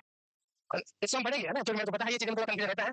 तो सांप के अंदर आपका येलो बोन मेरो होता है, और येलो बोन मेरो जो रहता है वो मेनली फैटी कंपोजिशन वगैरह होता है, उसके अंदर आपका स्टेम सेल प्रेजेंट नहीं होती है, वहां पे आपका हीमोपोइसिस नहीं होता है। जो आपका स्पॉन्जी पोर्शन होगा वो भी आपका एपिफाइसिस वाला, हम जानेंगे अभी इस डिटेल से। तो जो एपिफाइसिस वाले पोर्शन होते हैं वहां पे रेड बोन में रहता है, मेनली लॉन्ग बोन के अंदर है ना। लॉन्ग बोन, बाकी जो शॉर्ट बोन होती है उनमें तो कंप्लीटली रेड बोन में ही रहता है। इनको भी हम डिटेल से डिस्कस करेंगे। और स्टोरेज ऑफ द मिनरल्स, और मेनली कौन सा, कैल्शियम, मेनली कौन सा, कैल्शियम एंड फॉस्फेट। तो मेनली जो मिनरल्स होता है उसको डिपोजिट करने के लिए आपका क्या रिस्पॉन्सिबल होता है, साइटो सिस्टम। और कौन आपका, मेनली कैल्शियम। अब ये होता कैसे है, कौन यहाँ पे रेस्पॉन्सिबल होता है, कौन यहाँ पे स्टोरेज करवाता है, उस प्रोसेस को क्या बोलते हैं, है ना। देन उसके बाद में जब जरूरत होती है आपके ब्लड के अंदर तो उसको वापस और रिलीज करवाता है। तो वो सारे मैकेनिज्म हम जानेंगे बिल्कुल पूरा डिटेल से। जैसे आपका कैल्शिटोनिन है, आपका पीटीएच हार्मोन है, ये किस तरीके से काम करते हैं, इसलिए तो सिस्टम हम डिस्कस करते हैं। तो टोटल यहाँ पे 4 टाइप की सेल हम जानते हैं। एक होती है ओशियोजेनिक, एक होती है ओशियोब्लास्ट, डिटेल से जानेंगे, मैं बता रहा हूँ, लिखे नहीं अभी इनको। ओशियोजेनिक, ओशियोब्लास्ट, ओशियोसाइट, ओशियोक्लास्ट, 4 टोटल आपकी बोन सेल्स होती है। और ये चारों ही अलग अलग तरीके से काम करती है। तो किस तरीके से करती है, कौन सी अलग है, कौन से एक दूसरे के साथ कैसे रिलेटेड है, सारा डिटेल्स हम डिस्कस करने वाले सेशंस के अंदर। तो जो बोन सेल्स होती है वो रिस्पॉन्सिबल होती है, जैसे ओस्टियोक्लास्ट है, ओस्टियोक्लास्ट को क्या बोलते हैं, बोन की ब्रेक डाउन करने वाली सेल, फेगोसाइटिक करने वाली सेल होती है। तो वो कैल्शियम वहां से रिलीज करती है, इसका मतलब है कि डीकैल्सिफिकेशन करती है, डी मिनरलाइजेशन करती है। लेकिन जो आपकी ओस्टियोब्लास्ट है बनाने वाली, तो क्या करती है, कैल्शियम को ब्लड से लेके आपके बोन के अंदर स्टोर करेगी। तो इनका भी रोल होता है, इनको एक्टिवेट करने के लिए, स्टिमुलेट करने के अलग अलग हार्मोन होते हैं, जैसे कैल्शिटोनिन एंड पैराथायरॉइड हार्मोन, पीटीएच। इनका मैकेनिज्म हम शानदार तरीके से जानेंगे। अभी जस्ट एक इंट्रोडक्शन का पोर्शन आपके सामने है ना, थोड़ा इस स्केलेटल सिस्टम के बारे में आप ओरिएंट हो जाए, बाकी मेन पोर्शन से अभी डिस्कस करेंगे। क्लियर है ये, तो छोटी छोटी बातें हैं, बस आपको माइंड में रखना। नाउ हाँ जी, कुछ डाउट ठीक है ना, ओके ओके ठीक है। आप मेरे को बता सकते हैं, एक्चुअली मैं क्लियर बोल, मेरे को ऑफलाइन क्लासों का भी आइडिया नहीं है ना, मेरे को ऑफलाइन क्लासों का भी आइडिया नहीं है। तो आपकी क्या स्पीड है, आपको कितना का मेंटेन करना है ना, तो आप मेरे को बोल सकते हैं, नो डाउट आपको समय दिया जाएगा। मेरे को बोलना भी गया है नीचे से कि सर आपकी थोड़ी स्पीड थोड़ी फास्ट होती है, बच्चों की कंप्लेन भी आती है ना। तो आवाज सही जा रही है, ओके ठीक है ठीक है। तो बता दो ना भाई, इतना सहन करने की जरूरत नहीं है, इतना सहन कर। हम ऐसे कि सर हमने, अरे डांटना मतलब नहीं है भाई, मैं बिल्कुल क्लियर माइंड आदमी हूँ, डांटना कुछ भी नहीं है यार, आपके भले की बात है इसलिए डांटा जाता है। सब तेज बोल रहे हैं, कान दर्द कर रहे हो, फिर भी चुप्पी से आके बैठे बोल नहीं रहे, अरे मतलब इतना नहीं बोल सकते आप, क्लियरली बोल सकते हैं। फ्लैश लाइट ओके, हाँ ठीक है सुन गया मैं, कर रहा हूँ। चलो नोट करो फटाक से, स्पीड मेंटेन करें, पॉइंट टू पॉइंट लिखे। अभी लिखिए, फिर आपको नोट्स लिखना भी सिखाया जाएगा कि किस तरीके से नोट्स लिखते हैं, है ना, वो भी आपको सिखाया जाएगा। बहुत सारी चीजें सीखने वालों बच्चों, बहुत सारी चीजें, होपफुली आप बहुत अच्छे से परफॉर्म कर रहे हैं। लेकिन अभी थोड़ा आप लोगों के साथ भूल जाए, उसके बाद में आपको पर्टिकुलर लिखे आते हैं। हाँ तो सारे बच्चे वही कर रहा हूँ। हाँ बिल्कुल बोल सकते हैं, कोई प्रॉब्लम नहीं। अभी ठीक है, अभी ठीक है, चलिए बता सकते हैं आप, कुछ भी आपको लगता है कि सर आवाज नहीं आ रही, आवाज कम करो, साइड में हो जाओ। ऑनलाइन वाले बच्चे बोलते हैं ना, मतलब ऑनलाइन से साइड प्लीज, मतलब जिस टाइम आप पढ़ा रहे हो उस टाइम बोलेंगे सर साइड प्लीज, भाई मैं साइड हो जाऊंगा, कौन पढ़ाएगा यार आपको, तो बोल सकते हैं। अभी मैं थोड़ा साइड हो जाता हूँ आपके सामने, वैसे जैसे प्लेटफॉर्म में पूरी फैसिलिटी दे रखी है, स्लाइड वगैरह लगा रखी है। जब हम आप लोगों की तरह क्लास में बैठते नहीं था इतना डिजिटलाइजेशन, तो हम तो पीछे से आके खोल के देखते थे, या भाई बहन पास में बैठे होते थे, उनको पूछते क्या लिखा बता दे भाई, वो भी चीजें थी। अभी तो सब फैसिलिटीज हो गई है ना, और जितनी फैसिलिटी हुई है उतना ही प्रॉब्लम होने लगी है कि सब पीछे बैठ गए और पीछे वाले कैसे बैठे ऐसे ही हो। अच्छा सर आप हमें पढ़ा रहे हो, सर आप हमें पढ़ा रहे हो सर, मतलब इस एटीट्यूड से बैठे रहते पीछे वाले, तो पूरा सपोर्ट लेके सारा लेके चेयर के ऊपर बैठ सकते हो, है ना। चलिए हो गया ये, नोट्स पॉइंट टू पॉइंट लिखे, नोट्स लिखे, लिखना मस्ट है, नोट्स आपके पास है फिर भी लिखे, क्योंकि जब बच्चों आप नोट्स लिखते हैं तो आपका जो ब्रेन हैंड एक कोऑर्डिनेशन बनता है, ब्रेन और हैंड का जो कोऑर्डिनेशन बनता है, तो इससे आपकी मेमोरी बूस्टअप होती है, आप खुद इसको प्रैक्टिकली फील कर सकते हैं। तो जो आपको पता है उसको भी लिखिए, ताकि आपके माइंड में चीजें थोड़ी छप जाए, क्लियर हो जाए, है ना। चलिए आगे बढ़ते हैं, अगली स्लाइड को। भाई थोड़ी तो स्पीड रखना पड़ेगा, आई मीन इतना भी टाइम नहीं कि एक स्लाइड में आप इतना टाइम लगाए, थोड़ी स्पीड फास्ट, थोड़ा सा फास्ट लिखे, पॉइंट टू पॉइंट लिखे बस। इसमें लिखने का क्या है, आपको इंटीग्रेटेड होता है तो 5 नाम वो लिख लो और 3 चीजें ये लिख लो, और एक खास बात ये है मेसोडर्म जो हाईलाइट कर रखी है वो नोट कर लो बस, दैट्स इट। इससे ज्यादा क्या पूरा लिखना है कि मस्कुलोस्केलेटल टुगेदर विद बोन, ये वो फलाना ढिमका सब चीजें, इतना नहीं बच्चों, थोड़ा सा स्मार्ट बने, टाइम के साथ साथ मॉडिफाई करें अपने आप को। चलिए हो गया, अभी मैं आगे बढ़ रहा हूँ, कुछ रह जाता है तो पास वाले आस पड़ोस से देख के हेल्प ले लें, इसको नोट करें। और इसमें से लिखने का ज्यादा नहीं है, ये वर्ड याद रखे, बस फ्रेमवर्क बनाता है, ये बोन का रेशियो याद रखे, और ये कोने में इसको भी लिख ले, है ना, इसको भी लिख ले 206 बोन, ये याद रखे, एंड ये लिख ले 14 to 18%, है ना, ये याद रखना। ये क्वेश्चन अभी तो आपको इजी लग रहा है, मैं बता देता हूं, अभी तो आपको लग रहा है कि 14 to 18% ठीक है, लेकिन जब 2 महीने 3 महीने बाद इसका सिस्टम पूरा मतलब अभी हो जाएगा, लेकिन 2-3 महीने बाद आपका एग्जाम होगा और उस टाइम आपको लगेगा 25% था, 30% था, 10% था, 20% था। तो चीजों को थोड़ा सा लिखे, तो सोच के लिखे। और ये जो बच्चों को कुछ कुछ चीजें होती है वो याद रखने वाली ही है, मस्ट है, इनको याद रखना पड़ेगा, कोई तोड़ा है नहीं, है ना। देन ये एक वर्ड लिखना बस, ओनली और कोई जो गलत करता है वो सपोर्ट भी करता है, मूवमेंट भी देता है, प्रोटेक्शन, हिमोपोसिस एंड स्टोरेज, ये सारे वर्ड लिखना है बस। बाकी इनका मींस आपको पता है, इनकी डेफिनेशन मत लिखे, है ना, कि सपोर्ट का मतलब आप जानते हैं और आपका प्रोटेक्शन का मींस जानते हैं, हिमोपोसिस आप लिख सकते हैं। कुछ मासूम बच्चे जो नहीं जानते हिमोपोसिस का मींस क्या होता है, हेमेटोलॉजी होगी आपकी। हाँ, हुआ क्या है, जिस भी चीज को बोले सबसे बढ़िया यही होता है, नहीं हुआ सर कहीं क्वेश्चन नहीं पूछ ले। अच्छा हमारे हॉस्पिटल में, हाँ ठीक है, अरे बच्चों मान लिया आप लोगों की बात, हमारे हॉस्पिटल में यही होता है ना, सिंपली बातें नहीं भाई, बातें नहीं। हॉस्पिटल में यही होता है, जब लाइट डेमो चलता है, मैं आपको लाइट डेमो देता रहूंगा, हॉस्पिटल की चीज आपको बताते रहूंगा ना। तो लाइट डेमो क्या होता है कि किसी को अपने काम के लिए बोलता, अब वो उठेगा करेगा कौन, तो सिंपली एक बात बोल, नहीं आता सर, नहीं आता, कहानी खत्म। अब भले वो मन में कितनी ही गालियां देते, क्या फर्क पड़ता है आज के टाइम में, तो है ना। तो ये जो एक नेचर होता है, ह्यूमन टेंडेंसी होती है, आता है, उसके बावजूद भी कुछ कुछ लोग बोल देते हैं नहीं आता। आप लोगों को ऐसे नहीं बनना बिल्कुल भी, है ना। चलिए हो गया ये। हाँ पीछे वाला तो कंप्लीट रहता ही है, आगे थोड़ी सी स्पीड बढ़ाए, पॉइंट पॉइंट लिखे बच्चों, ज्यादा डिटेल से सब कुछ लिखने की जरूरत नहीं है, और एक क्यूरियोसिटी माइंड में रखे, है ना। हमारे मन में क्या एक साइकोलॉजी होती है कि स्केलेटल सिस्टम है, नर्वस सिस्टम है ना। और ये जो टॉपिक्स होते हैं इनको लेके हम कॉलेज टाइम से ही लगता है कि यार ये तो बोरियत सिस्टम में समझ नहीं आता है। जैसे सब्जेक्ट की बात करें तो रिसर्च है, मैनेजमेंट है, एडमिनिस्ट्रेशन है ना, तो उनके प्रति हमारी साइकोलॉजी से बनी होती है। और साइकोलॉजी होती है कि हमें नहीं पता यार, मैं तो नहीं आती तो नहीं आती, ऐसे हम कोशिश करें सीखने की, आप सीख सकते हैं, आप भी कर सकते हैं, थोड़ा सा एक्सेप्ट करें, मन से चीज को एक्सेप्ट करिए, ठीक है यार नहीं आता, एक बार नहीं आएगा, दो बार नहीं आएगा, तीन बार नहीं आएगा, कब तक नहीं आएगा, है ना। तो वो चीज अपने अंदर एक डेवलप करें, एक नई चीज बनाए अपने, कुछ भी चीज है जो आपके काम की है उसको डेवलप करने की कोशिश करें, क्यूरियोसिटी आपके अंदर होना जरूरी है। एम्स लेना है और एम्स टाइम से लेना है, सबसे खास बात, एम्स मिल जाता है लेकिन जो टाइम पे मिलता है उसकी बात अलग होती है भाई, है ना। और मैं इस चीज को बड़ी बारीकियों से फील कर सकता हूँ कि जो टाइम पे चीज मिल जाती है उसकी क्या वैल्यू होती है ना। एक बंदा है जिसको एम्स मिलता है 5 से 10 अटेम्प्ट के बाद में, एक बंदा जिसको पहले दूसरे अटेम्प्ट मिल जाता है, तो सब कुछ बढ़िया हो जाता है। हालांकि तजुर्बा नो डाउट जो 5 से 7 वाला है उसके पास ज्यादा रहता है, लेकिन क्योंकि नर्सिंग में क्या करोगे, ज्यादा से ज्यादा नोट फाइट करके नर्सिंग ऑफिसर बन जाएंगे, उसके बाद में बन जाएंगे, एग्जाम देके एएनएस बन जाएंगे, बस वही है। तो कोशिश करें कि जल्दी से जल्दी सेट हो जाए, जल्दी से जल्दी आप एम्स निकाल ले, डिले नहीं करें, है ना। इसका बेस्ट एग्जाम्पल मैं आप लोगों के सामने खुद हूँ बच्चों। मैंने जो एग्जाम दिया है मेरा पहला ही अटेम्प्ट था, और पहले ही अटेम्प्ट दे गया, उसके बाद में 3 साल फिक्स, 3 साल और 2 महीने ऊपर हुए ऐसे की वैकेंसी यहाँ पे आ गई जोधपुर में, लेकिन वो भी दे दिया, वो भी हो गया। ऐसे नहीं है कि बहुत कुछ पढ़ रखा, नहीं, जो मेरा माइंड आप लोगों के सामने वही है बच्चों। हर एक चीज पे थोड़ा बारीकी से पकड़ रखना, हर एक चीज में थोड़ा बारीकी से देखना, बारीकी से समझना। और शुरुआत में थोड़ी किताबें पढ़ता था, मॉडल पेपर थोड़ी कम पढ़े मैंने, ये थोड़ा प्लस पॉइंट रहा। तो 3 साल कुछ खास पढ़े नहीं, ड्यूटी भी करते थे, बच्चे फैमिली भी साथ में थी, वो भी संभालते थे सब, और उसके बावजूद ऐसे एग्जाम आया यहाँ पे दिया, और 80-20 वाला, 80-20 वाले में भी बेनिफिट ये हुआ कि यहाँ पे एम्स के अंदर आ गए, और अभी आपके सामने प्रेजेंट भी है, जो मेरा सपना था।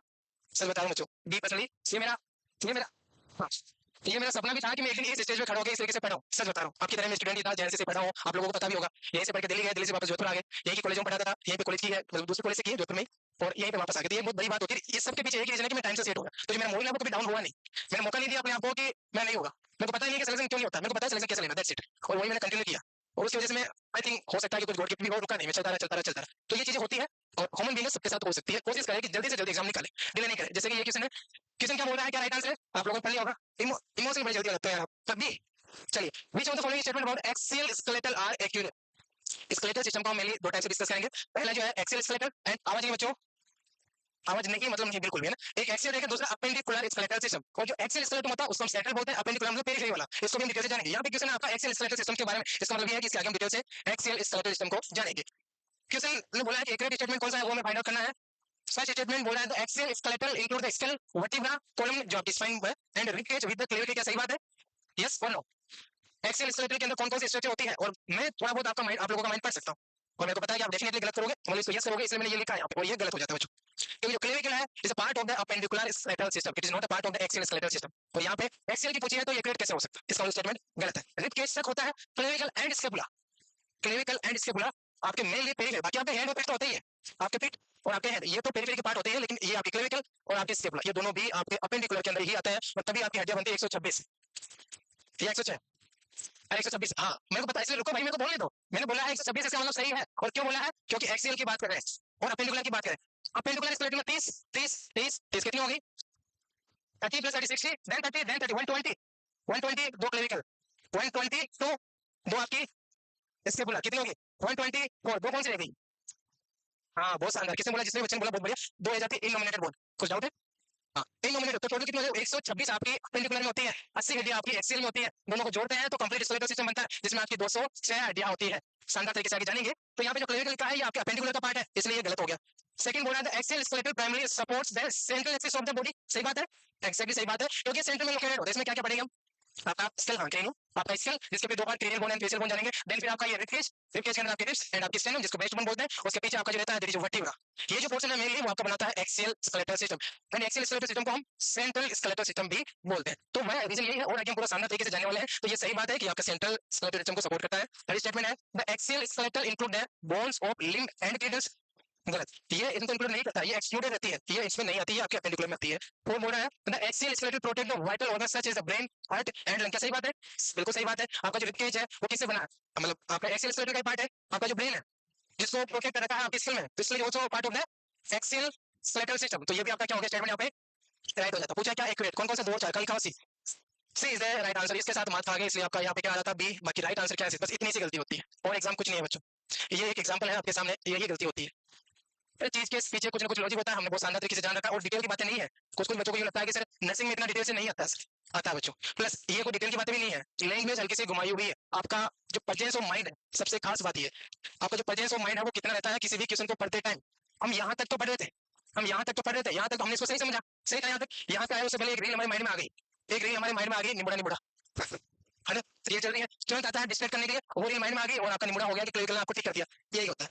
तो कंसेप्ट क्या है कि आपका फोकस कितना रहता है। मैं आपको थोड़ी नहीं पढ़ाऊंगा चीजें किस तरीके से आपको लेना है और उनको सोल्व करना बच्चों, ये सब चीजें हम बिल्कुल बारीकियों से जानेंगे, और उसका एकमात्र एग्जांपल आपके सामने है। ऐसे मिस्टेक नहीं करें। दूसरा, क्यूरियोसिटी आपके मन में बन गई, गलत होने से हम ज्यादा सीखते हैं एज कम्पेयर टू राइट होने पर, मानते हैं इस चीज को? एग्जैक्टली। तो इसका मतलब ये नहीं कि गलती करते सर, अरे एग्जाम में तो सही करना, सिलेक्शन कैसे होगा? नहीं तो हाँ, गलत होने से नो डाउट हमारे माइंड में जो क्यूरियोसिटी है तो बन जाती है, मेरा गलत कैसे हुआ, मेरा गलत कैसे हुआ। जैसे कि जितनी आपकी तारीफ आपको इफेक्ट नहीं करती, उससे ज्यादा आपकी बेइज्जती आपको इफेक्ट करती है। सही बात है, सही बात है। आपकी तारीफ की ठीक है, कुछ टाइम के लिए आपको लगेगा कि सही बात है, ठीक है, थोड़ा अंदर अच्छा लगेगा, गलत बोल दिया, बेइज्जती करती है, बदला लेने की भावना बता लेंगे, और आज के टाइम में तो कुछ ज्यादा ही बन जाएगी, है ना। तो कंसेप्ट क्या है कि जो नेगेटिव चीज है वो आपका माइंड ज्यादा पकड़ता है। आपने भी ये चीज नोट की होगी, पॉजिटिव बहुत हम कम सोच पाते हैं, तो वो कंसेप्ट आपका यहाँ पे बनता है, चीजें वो समझे डिटेल में बढ़ते। अभी आपके माइंड में क्यूरियोसिटी बनी है कि एक्सियल स्केलेटल को जानना है, सेंट्रल स्केलेटल को जानना है, पेरिफेरल स्केलेटल को जानना है, अपेंडिकुलर स्केलेटल को जानना है, और फॉर दैट रीजन ये हमसे आपके सामने था। नाउ आगे बढ़ते हैं हम मेन हमारे पोर्शन की तरफ। The axial skeletal include, axial skeletal है उसके अंदर आपका इंक्लूड रहता है। एक्सियल स्केलेटल अभी हम पूरा डिटेल से पढ़ेंगे। एक्सियल स्केलेटल जो आपके 80 बोन से मिलकर बना होता है, तो 80 बोन में कौन कौन सी रहती है? स्केल जो आपका 22 बोन से मिलकर बना होता है, रिब केज जो आपका 25 बोन के मिलकर बना होता है, आपकी वर्टिब्रा जो 26 से मिलकर बनी होती है, उसके अलावा जो 7 बोन रह जाती है, क्योंकि ये जो मैंने बताया है आपने कैलकुलेट किया तो ओनली 73 हुई है, जो 7 बोन रह जाती है वो आपकी ear ossicles and one more is the hyoid bone, hyoid bone, है ना। तो ये सब बोन आपकी एक्सियल स्केलेटल में आती है, क्लियर? तो इसमें नहीं आती है, इसलिए ये स्टेटमेंट गलत है। इतना ही हमारा स्टेटमेंट था। दो टाइप से हम इसको क्लासिफाई करते हैं, पहला आपके सामने एक्सियल स्केलेटल, दूसरा आपके सामने अपेंडिकुलर स्केलेटल। चलिए अभी इसको हम थोड़ा सा समझते हैं। जो स्केलेटल सिस्टम है इसको मेनली हम दो टाइप से क्लासिफाई कर रहे हैं। First one is the your axial skeletal system. क्या है? एक्सियल, हाँ ठीक है, axial skeletal system. And second, अभी यहाँ पे फोकस टाइम लिखने के लिए दे दो, इसको लिखना नहीं है बच्चों, इनको लिखना नहीं है अभी। मैं आपको पूरा सुंदरता से नोट्स में बना के, कलरफुल नोट्स बना के, ताकि आप अपने टोकन लिखो, है ना। तो वो सारी चीजें मैं दे दूंगा, लेकिन जब मैं आपको एक्सप्लेन कर रहा हूँ तो मेक श्योर कि जो आपकी नजर है वो स्लाइड पर है या बोर्ड पर है, मेरे को भी नहीं देखे, बोर्ड को देखे, है ना। एक्सियल स्केलेटल सिस्टम हो गया। Then second one is the appendicular, that is appendicular skeletal system. Appendicular skeletal system जो से बना था पेरिफेरल स्केलेटल सिस्टम, ये भी अभी लिखा हुआ है, आराम से लिख लेना। ये जो स्केलेटल सिस्टम होता है अभी हमने जाना है कि सिर्फ 206 हड्डियों का मिलकर बना होता है, उसमें से जो एक्सियल होता है उसमें आपकी 80 बोन्स होती है, 80 बोन्स होती है, 80 बोन होती है, याद रखिए, कंफ्यूजन नहीं हो, गलत नहीं करें। अपेंडिकुलर के अंदर जो रहती है 126 126 126 126, ये आपको याद है, 80 bone in the axial skeletal and 126 in the peripheral skeletal system, ये आपको याद रखना, खोना नहीं है, यही पे रहना है। 80 बोन कौन कौन सी होती है उनको हम डिस्कस करते हैं। पहले आपके सामने बनती है स्कल। कौन सा स्कल? कितनी बोन होती है स्केल के अंदर? होती है 22, 22 आपके स्केल के अंदर होती है। थोड़ा सा और इस 22 को हम डिवाइड करें तो इसके दो पोर्शन बनते हैं, एक बनती है आपकी क्रेनियल, दूसरी बनती है आपकी फेशियल। बहुत शानदार, बहुत बढ़िया। फेशियल कितनी होती है आपकी? फेशियल, हाँ, यही तो चीज है, इसलिए बोलो आप अगर यहाँ पर है, मैं बोल नहीं रहा हूँ, लिख यहाँ पे रहा हूँ, तो मैं बोल कहाँ पे रहा हूँ मुझसे जानते हैं। तो फेशियल कितनी है? 14 है, और क्रेनियल कितनी होती है? 8 होती है। एग्जामिनर भी यही करता है, उसको पता है कि आपसे स्केल के बाद में जब क्रेनियल आपको पता है, आपका माइंड इसके साथ में लगा हुआ है, लेकिन वो आपको पूछेगा इसके बारे में, है ना। तो मैं जो बोल रहा हूँ उस वर्ड पे फोकस रखिए, तभी आप कॉन्सेंट्रेट हो पाए। फेशियल आपकी 14, देन क्रेनियल 8, तो ये टोटल आपकी कितनी होगी? दोनों को एड ऑन करते हैं तो 22। उसके बाद में नेक्स्ट आपका जो बनता है दैट इज रिब केज। अगर हम रिब केज की बात करें, रिब केज, रिब यानी मेरी रिब्स रहती है, और केज यानी पिज्जा, तो यहाँ पे वैसे है कि rib cage only made by the ribs, तो गलत हो जाएगा, क्योंकि रिब केज के अंदर नेम भले ही रिब केज रखा है, लेकिन ओनली रिब्स नहीं होती है, स्टेनम भी होते हैं, पीछे की तरफ जाते हैं तो वर्टिब्रा भी होती है। वैसे इस रिब केज में दो बोन को ही कॉमनली पढ़ा जाता है, और वह है आपकी एक रिब्स और दूसरी आपकी sternum. Second one is sternum. Rib cage में टोटल कितनी होगी, तो उसके पहले हमें जानना है रिब्स कितनी होती है, 20 या 12?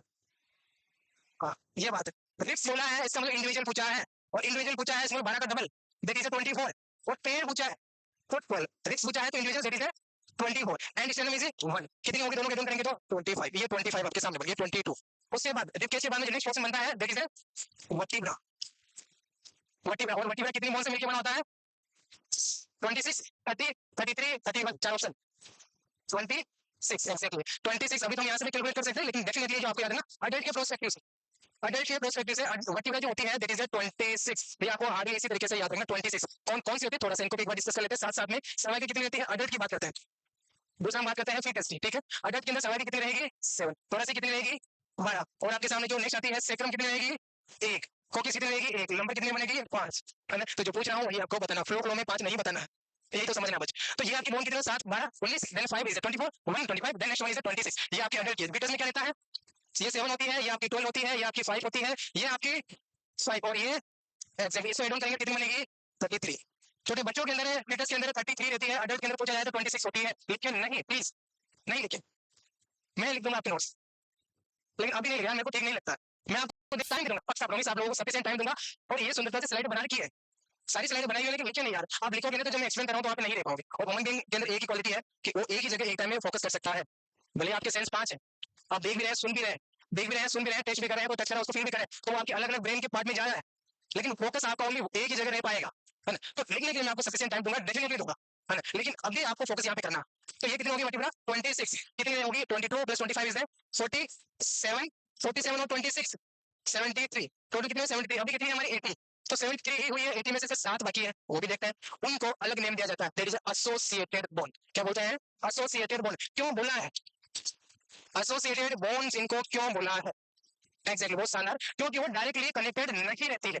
एक एसोसिएटेड बोन हम यहाँ भी देखेंगे आपके अपेंडिकुलर स्ट्रेटस दैट इज द पटेला, उसी तरह यहाँ पे आपकी एसोसिएटेड बोन जो डायरेक्टली कनेक्ट नहीं रहती है लेकिन बोन तो है, कैल्सिफिकेशन तो है, उनके अंदर भी आपके ओस्टियोसाइट ओस्टियोब्लास्ट है, वो भी आपके डेंस टिश्यू है, वो भी आपकी डेंस टिश्यू है। तो कौन सी बनती है वो दैट इज एसोसिएटेड बोन, जो कि डायरेक्टली कनेक्ट नहीं होती है लेकिन पार्ट बनाती है। और कौन सी होती है, तो पहली आपकी रहती है ईयर बोन, जिनको ये ओसाइकल्स हम बोलते हैं, year ossicles, and second one कौन सी है हायोड बोन। ईयर ओसाइकल कितनी होती है 6, ईयर ओसाइकल्स कितनी होती है तो 6, एक कान में कितनी होती है तो 3, एक ईयर में 3, दो कान है वैसे आपके सर, हमारे दो क्या हमारे 4 5 है ना। कि उधर की बात हमारे नाम, जैसे यहाँ बेटा बंदा पीछे किसी ने बोला खुशबू है नाम वहां पे चला गया तो पांचवा कान खुल जाता है कि मेरे बारे में बातें हो रही, ऐसा होता है ड्यूटी पे फील करोगे आप, ये चीजें बिल्कुल कॉमन है, ड्यूटी पे फील आप करेंगे ना। तो कान आपके ऐसे दो ही होते हैं क्योंकि आप ह्यूमन बीइंग है, नॉर्मल एनाटॉमी में दो ही बनाए हैं ऊपर वाले ने, वो आपके ईयर होते हैं, ईच ईयर के अंदर 3 साइकिल्स होती हैं, तो टोटल कितनी बनेगी 6 बनेगी, और हायर बोन कितनी 1 होती है, एड ऑन करेंगे तो टोटल 7 7 7। तो अभी आपके सामने जो बोन्स बनी है, बोन्स कितनी बनी है, ये 22 होगी सर, ये 25 होगी, ये 26 होगी, ये 7 होगी, इनको एड ऑन करेंगे आप तो कितनी बन जाएगी, कितनी 80 बोन, और यही आपका क्या बनाती है एक्सियल स्केलेटल सिस्टम। क्लियर इतना, नोट्स अभी लिख लेना, अभी आपका ध्यान यहाँ पे होना चाहिए ना। तो 80 बोन कौन कौन सी होती है बाई नेम, इनको हम जानेंगे, एक एक बोन को जानेंगे कि ये ओसाइटस के लिए जो 6 बोन है कितने नेम होंगे उसके। हाँ नेम 3 ही होंगे, बोन भले ही 6 हो, नेम उनके 3 ही है क्योंकि वो दो रहती है ना। मिस मेलिस इंगस स्टेपिस हम जानेंगे आगे, तो इनको बाय नेम जानेंगे। क्रेनियल बोन्स को बाय नेम जानेंगे कि एक बोन कौन कौन सी होती है। फेशियल बोन जो 14 है विद ट्रिक जानेंगे, आपके माइंड में छप जाएगा ऐसे चीज, है ना। विद ट्रिक जानेंगे, विद जानेंगे कौन सिंगल है कौन सी पेयर है, और कौन सी बोन से किसका क्वेश्चन बना हुआ है, किस टॉपिक से क्वेश्चन आता है। फिलहाल आपके माइंड में ये होना चाहिए कि एक्सेल स्ट्रेटर हमारा किस बोन कितनी बोन से मिलकर बना होता है, 35 बोन से। क्लियर है, मैं इसको तरफ कर रहा हूँ क्योंकि अभी आपके पास नोट्स मिल जाएंगे, तो घबराना नहीं है कि सर मिटा दिया आपने। दूसरा आपके सामने जो बन रहा है that is appendicular, appendicular skeletal system. कितनी बोन है अपेंडिकुलर स्केलेटल सिस्टम में 126, 126 आपके अपेंडिकुलर स्केलेटल सिस्टम में बनती है। इसमें कौन कौन सी होती है 126, 126 हम जान लेते हैं। तो पहले आपके सामने अगर हम सिस्टमेटिक तरीके से जाने तो आपकी बनती है शोल्डर गिरिडल, है ना। शोल्डर गिरिडल इसी को पेक्टोरियलिस हेडल भी बोलते हैं क्योंकि यहाँ पे पेक्टोरियलिस मतलब चेस्ट के लिए मिल जाता है, और यहाँ पे जो मसल रहती है उनको भी पेक्टोरियलिस होती है, तो माइनर बड़ी है तो मेजर, इसलिए पेक्टोरियलिस मेजर पेक्टोरियलिस माइनर वो नेम दिया जाता है। तो बेसिकली पेक्टोरियलिस वर्ड जो है वो आपका चेस्ट के लिए आता है। शोल्डर गिरिडल, शोल्डर और गिरिडल मतलब है बाहर वाला पोर्शन, ये जो मेन आपका बोनी पोर्शन है बाहर की तरफ जो आपको दिखता है शोल्डर गिरिडल, शोल्डर गिरिडल मिली आपकी दो बोन से मिलकर बना होता है। हम पेंडिकुलर की यहाँ पे मिली बात कर रहे हैं, और वो कौन कौन सी रहेगी शोल्डर गिरिडल में, पहले कौन सी आती है clavicle, and second one scapula. ये बोन होती है ह्यूमरस जो होती है, ह्यूमरस जो होती है वो आपके स्कैपुला के अंदर लोकेट, स्कैपुला के अंदर कैविटी होती है जिसको क्या बोलते हैं एसिटाबुलम कैविटी, ग्लेनोइड कैविटी। और ये ग्लेनोइड कैविटी और एसिटाबुलम के अंदर आप कंफ्यूज भी होते हैं, इसलिए जो आप एक मसल्स है उस मसल्स को हम जानेंगे उसका नाम ग्लेनोइड मसल्स। तो ऐसे आप कंफ्यूज नहीं होंगे, जितने भी आपके कंफ्यूजन के पॉइंट है हमें पता है कि आप कहाँ पे कंफ्यूज होते हैं, उनको सबको क्लियर करेंगे। किसी बच्चे को डांटने वाला था वो सीधा होगा, फिर नहीं डांटा। चलिए शोल्डर गिरिडल क्लियर प्लान इसके प्लस दो है शोल्डर गिरिडल, ऑब्वियसली दो है, तो ये भी आपकी दो रहेगी, ये भी आपकी दो रहेगी, टोटल कितनी बन जाती है 4। तो 4 आपकी शोल्डर गिरिडल के अंदर बोन होती है। देन उसके बाद में आपकी अपर लिम या अपर एक्सट्रीमिटी या हैंड्स, है ना। तो अपर में कितनी होती है, अपर लिम्स की मैं बात करूं यहाँ से भी क्वेश्चन बन जाता है, लिम है या लिम्स है, एक है या दो है ना। तो अपर लिम्स है तो टोटल कितनी 60, ईच लिम के अंदर आपकी होती है 30। कौन कौन सी होती है थोड़ी सी जान लेते हैं बारीकियों से। एक होती है आपके सामने humerus, fourth largest bone of the human body, कौन सी मैं फोर्थ बोल रहा हूँ, फोर्थ लार्जेस्ट, इसका मतलब सर फर्स्ट कौन सी होती है, सेकंड कौन सी होती है, थर्ड कौन सी होती है, फोर्थ कौन सी है, 5 कौन सी है, 6 कौन सी है, 7 8 सब जानेंगे, पूरा डिटेल से जानेंगे ना। अभी बस मैं आपके सामने एक डेमो प्रेजेंट कर रहा हूँ। सेकंड आपके सामने ये कितनी है ए की बात करें इंडिविजुअल की तो एक, दूसरे आपके सामने रेडियस एंड खुला, या टीपीआ भी खुला। अच्छा ये भी बड़ा कंफ्यूजन होता है ना। अभी तो थोड़ा नहीं होगा लेकिन पहले इनको टीपीआ भी अरे बोलते थे, एक्सेप्ट करो भाई, हम तो बोलते थे, पता नहीं चलता टीपीआ ये है या ये है, वो तो बाद में पता चला है ना। तो ये कॉमन है। तो रेडियल पल्स जो होती है वो हम यहाँ पे फील करते हैं ना, तो उसे आपको याद रखना, कभी एग्जाम में ऐसा कंफ्यूजन हो जाता है। तो रेडियल पल्स और अल्नर पल्स, तो रेडियल पल्स बोला because of they are located with the radius bone, radius bone के साथ होती है इसलिए रेडियल पल्स हम बोलते हैं। तो रेडियस और अल्नर कितनी, दो, एक हाथ की बात करें। दूसरी आपकी जो होगी, तीसरी आपकी आप रहती है, कौन सी बनेगी, कार्पल या टार्सल, कार्पल के C A R P L, carpal no tarsal. यहाँ से भी आप बड़े शानदार क्वेश्चन देखेंगे, कितनी होती है, एक की बात करें 8 होती है, जानेंगे सभी को, जानेंगे see looks to pretty try to teach, जम के रहता है ना। तो उस ट्रिक से भी हम जानेंगे और कौन कौन सी होती है, पूरा डिटेल से इनको डिस्कस करेंगे। एट आपकी कार्पल होगी, देन उसके बाद में मेटा कार्पल, मेटा कार्पल, ठीक है, मेटा कार्पल, और मेटा कार्पल कितनी, 5। उसके बाद में fifth one is the phalanges, phalanges और कितनी बन जाएगी, 14 है ना। पॉलीडेक्टिली है, पॉलीडेक्टिली है, एक पर्सन के एक्स्ट्रा फिंगर है एक, कितनी होगी, हाँ 15, 17। जरूरी थोड़ी है पॉलीडेक्टिली इसी की हो या इसी की हो, मैं तो ये बताया नहीं। तो 2 ऑप्शन बनते हैं, अगर सर थंब का हुआ तो 16 और इनमें से किसी एक फिंगर का हुआ तो 17 है ना। तो वैसे भी बन सकता है कभी क्वेश्चन बने तो, फिलहाल नॉर्मल में आपका 14 रहता है, और इनको आप एड ऑन करेंगे तो आपके सामने कितनी मिलेंगे, 30। इसको मल्टीप्लाई करेंगे 2 से, क्योंकि जो 60 लिखा हमने दोनों की लिखी, एक हाथ की बात करें तो एक, और ये 2 कितने हो गए, 3, दिन उसके बाद 8 हो जाती है, कितनी हो गई, 3 और 8 11, 11 के बाद में ये 5 हो जाती है, 11 और 5 16, 16 and 16 plus 14 जो आपके चैलेंजेस होते हैं, 16 plus 14 is 30, 30 multiply with the 2 because of the we have the 2 link, तो टोटल अपनी 60 अपर लिंक के अंदर कितनी 60 बोन होती है, क्लियर है इतना। नेक्स्ट लोअर लिंक की बात करें उससे पहले, लोअर लिंक में जाएंगे उससे पहले यहाँ पे बीच में पोर्शन आता है, दैट इज पेल्विक गिrdle, पेल्विक गिrdle। तो पेल्विक गिrdle आपका यहाँ पे आ जाता है, इसमें कितनी बोन होती है, पेल्विक में 3 बोन, पेल्विक गिrdle में 4, हाँ 2, 3 कैसे बोले आप, पेल्विक की सुनिए थोड़ा सा बता देता हूँ, जो पेल्विक बोन है उसका कोई नेम है नहीं, उसको पेल्विक बोन ही बोलते हैं, इसलिए उसको बोला कि इननोमिनेटेड बोन। कौन होती है, 2, एक आपकी राइट साइड की, दूसरी आपकी लेफ्ट साइड, अब वो फ्यूज हुई है 3 बोन से, तो जो आपकी प्यूबिस इस्चियम और इलियम है उनसे तो फ्यूज होकर बनी है, वो अलग अलग बढ़ता है फीटस के अंदर, यहाँ पे एडल्ट बढ़ रहा है सलोन का, जो फ्यूज होने के बाद एक पोर्शन बना है और वो है आपकी पेल्विक बोन इननोमिनेटेड बोन। तो वो आपकी क्या बनाती है, पेल्विक गिrdle। पेल्विक गिrdle कितनी बोन बनाती है, आपका 2 बोन। एंड उसके बाद में फोर्थ आपका आ जाता है, that is lower limb. Lower limb की हम बात करें तो कितने रहेंगे यहाँ पे, 60 बोन। एक बन जाती है फीमर, दूसरी बन जाती है tibia and fibula, tibia and fibula. Then उसके बाद में है आपकी टार्सल, टार्सल है, उसके बाद में आपकी मेटाटार्सल, मेटाटार्सल, उसके बाद में आपकी फेलेंजेस। ये आपकी एक होती है सर, ये आपकी 2 होगी, और ये आपकी टार्सल कितनी 7, मेटाटार्सल। ये एड ऑन करेंगे तो 29, बिल्कुल। क्यों, एक और से मिस है, आपको भी बोलना है, आप लोगों को भी बोलना है ना, वो पीछे वाले बच्चे आंसर दे रहे हैं कंटिन्यू है ना, तो आपको भी बताना है कि एक और से मिस है, पटेगा एक बोल यहाँ पे मिस है, इसलिए यहाँ पे जो टार्सल होती है वो आपकी 7 ही है, जबकि कार्पल आपकी 8 होती है, यहाँ पे कोई एक्स्ट्रा बोल नहीं होती है। ये आपकी ओला क्रोनियल प्रोसेस है जो आपकी बेसिकली अल्लाह का पार्ट होती है, हम जानेंगे इसको भी डिटेल से। यहाँ पे कोई बोल नहीं है, लेकिन आपका जो नी वाला पोर्शन होता है उसमें आपकी जो टेक्निक एडी जिसे हम बोलते हैं, वो आपकी सिस्टम बोन जिसे हम बोलते हैं, बेसिकली दैट्स पटेल। तो एक बोन कौन सी बन जाती है, दैट इज पटेला, और 2 होगी तो आपकी मल्टीप्लाई विद 2, वो टोटल आपकी 60 के अंदर 8 हो जाएगी है। अब इनको आप एड ऑन करेंगे तो ये आपके सामने टोटल बन जाएगी, ये आपकी 4 होगी, देन उसके बाद में ये 60 होगी, देन उसके बाद में ये 60 होगी, तो ये कितनी होगी 124, एंड 2 आपकी पटेला होगी, इसको 2 कर देंगे तो ये आपकी 2 पटेला हो जाती है। हाँ, क्योंकि 60 के अंदर ही आती है आपकी, आपकी जो 60 बोन है उसके अंदर ही आपकी पटेला आ जाती है। तो अलग से कौन सी रहेगी हमारी, पेल्विक गिrdle, बहुत अंदर, ये मिस हो गया, ये सर यहाँ पे रहेगा, ये हल्का सा कंफ्यूजन नहीं करे, जो 60 बोन है इस 60 बोन के अंदर ही आती है पटेला, पटेला अलग से नहीं है। 29 प्लस 29 तो 58 है, उसके बाद 2 आप ऐड करें तब 60 बन रही है, पटेला को अलग नहीं करे, समझ गए। तो सिंपल सा आपका ये होता है स्केलेटल सिस्टम का ढांचा, क्लियर है। 206 बोन 126 आपकी रहती है अपेंडिकुलर में, एक्सिल में रहती है 80 बोन, 80 बोन में से कौन कौन सी रहती है, सिंपल सी, तो आपका स्केल बोन 22 रहती है, रिब केज 25 होती है, वर्टिब्रा 26 होती है, एसोसिएटेड बोन टोटल 7 होती है। देन उसके बाद appendicular skeletal system, appendicular skeletal system के अंदर आपकी शोल्डर गिrdle में टोटल कितनी रहती है, 2, टोटल की बात करें तो 4 है ना, तो टोटल 4 होती है, अपर लिम्ब के अंदर टोटल 60 होती है, पेल्विक गिrdle में 2 होती है, और लोअर लिम्ब में 60 होती है। ये आपकी 206 हड्डियों का ढांचा है, समझ गए स्केलेटल सिस्टम। तो भी जा सकते हैं आप लोग, है सर, है ना, कैसे निकला है सर, कैसे चलेगा अभी तो सीखना है, ये मात्र इंट्रो, एक मात्र आपके स्केलेटल सिस्टम का जस्ट परिचय मात्र है। नाउ ये मतलब बोल सकते हैं ट्रेलर है सर। अब हम घुसते हैं डिटेल से, नोट्स लिखने के लिए मैं देता हूं आप लोगों को, 2 पार्ट में डिवाइड करते हैं, पहला स्केलेटल सिस्टम और सेकंड में अपेंडिकुलर स्केलेटल सिस्टम, फटाक से नोट्स लिखिए इस साइड में लिखिए। और जब स्केलेटल सिस्टम आप लिख रहे हैं तो नेक्स्ट जो लिखेंगे एक्सेल स्केलेटल सिस्टम नहीं लिखेंगे, एक्सेल ऐसे लिख लो, ताकि स्केलेटल सिस्टम में जो आपका टाइम लग रहा है बचेगा, और सबसे बड़ी कि आपका इंक बचेगा और आपका पेपर बचेगा। अभी तो सोचना पड़ता है, सोचना पड़ता है, सब भले मत बताओ आप, है ना। तो शॉर्ट में लिखिए ताकि आप समझ सके, आपको ही समझना है, नोट्स थोड़ी सुंदरता से लिखिए, है ना, सुंदरता से इसका मतलब फूल पत्ती नहीं बनाए, राइटिंग सही रखिए, है ना, राइटिंग सही रखिए। चलिए हो गया, इसी के आगे आपने लिख लिया है तो इसके ब्रैकेट में लिख लिया सेंट्रल स्केलेटल सिस्टम, और इसके ब्रैकेट में लिख लिया पेरीफेरल स्केलेटल सिस्टम, दोनों चीजें लिख लिया साथ में, क्योंकि ये भी क्वेश्चन समटाइम बन सकता है।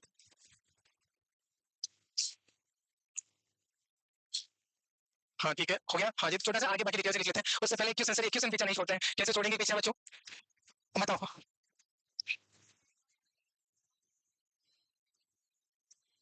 पढ़े, इतना अच्छे से बता दिया, गलत नहीं, आप भी बताएं, इधर वालों को भी बताना है।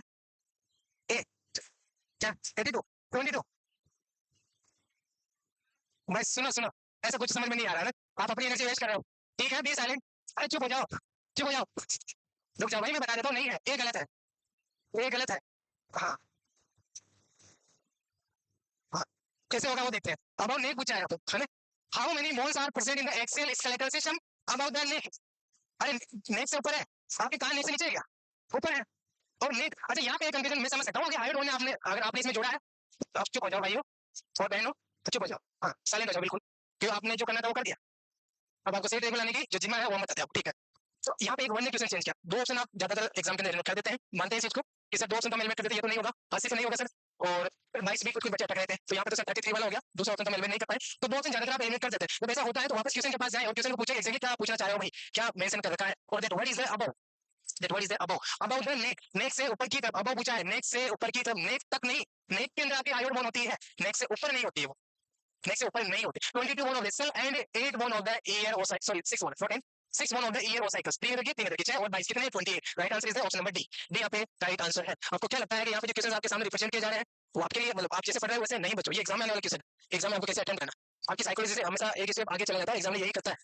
और खासकर वो जो पुराने यहाँ पे बच्चे बैठे हुए हैं जो पुराने मारती है, 2 से 3 बार 4 बार दे दिया है ना, तो उन बच्चों की गलती यही होती है आप लोगों से, आप ये करेंगे, जो नए बच्चे जिन्होंने अभी तक नहीं दिया एग्जाम, जिन्होंने अभी एग्जाम नहीं दिया है, कितने बच्चे हैं जिन्होंने एक भी एग्जाम नहीं दिया, मतलब नोट सेट नहीं दिया, एक भी नहीं दिया, पुलिस का तो दिया ही है, नोट सेट की बात, ठीक है, हाँ ठीक है, नोट सेट की बात, अरे इसमें भी क्वेश्चन डाल दिया सर, है ना, एग्जाम बोला मैंने इसको बोला कि competitive exam, not set exam की बात कर, तो नोट सेट एग्जाम जिस बच्चों ने नहीं दिया वो भी सीखे इन चीजों को, इन चीजों को जानने की बारीकियों से मिस्टेक यहाँ से होती है, गलती होने से पहले आप सीख जाएंगे तो गलती करने से आप बच जाएंगे, और ये बच्चों आपको फॉलो करना, आप बच गए तो ठीक है, नहीं तो सिलेक्शन नहीं हुआ तो अगले टाइम में, मैं ऐसा पर्सनली मानता हूँ, रेशो हालांकि बढ़ता है, लेकिन एक बार आपका सिलेक्शन नहीं हुआ और आप इमोशनली ठीक नहीं है, एक फैक्टर कि आप इमोशनली थोड़े ठीक नहीं है, बैकग्राउंड आपका सपोर्ट नहीं करता है, तो अगले एग्जाम में भी देर में भी चांस कुछ नंबर से आप रह जाए, बात करिए लेकिन फैक्ट है, हो सकता है, कोशिश करें पहले ही एग्जाम निकालें, क्वेश्चन बच्चों का हो चुका है, कोशिश करें कि इसके बाद कुछ एग्जाम है ही नहीं सर, ऑप्शन नहीं है, ऑप्शन है ही नहीं, ऑप्शन है तो हम कर लेते हैं, जब ऑप्शन नहीं होता है तब हम उसके लिए झुक जाते हैं। एग्जाम्पल घर पे जाओगे अभी, ऑब्वियसली जाएंगे, हॉस्टल वाले बच्चे हॉस्टल जाएंगे, हॉस्टल वालों को एग्जाम्पल देता हूँ, शाम को दाल मिलेगी और सब्जी मिलेगी जो भी रहती है, नहीं हाँ ठीक है, मेरे को नहीं आइडिया, करी ओके ठीक है,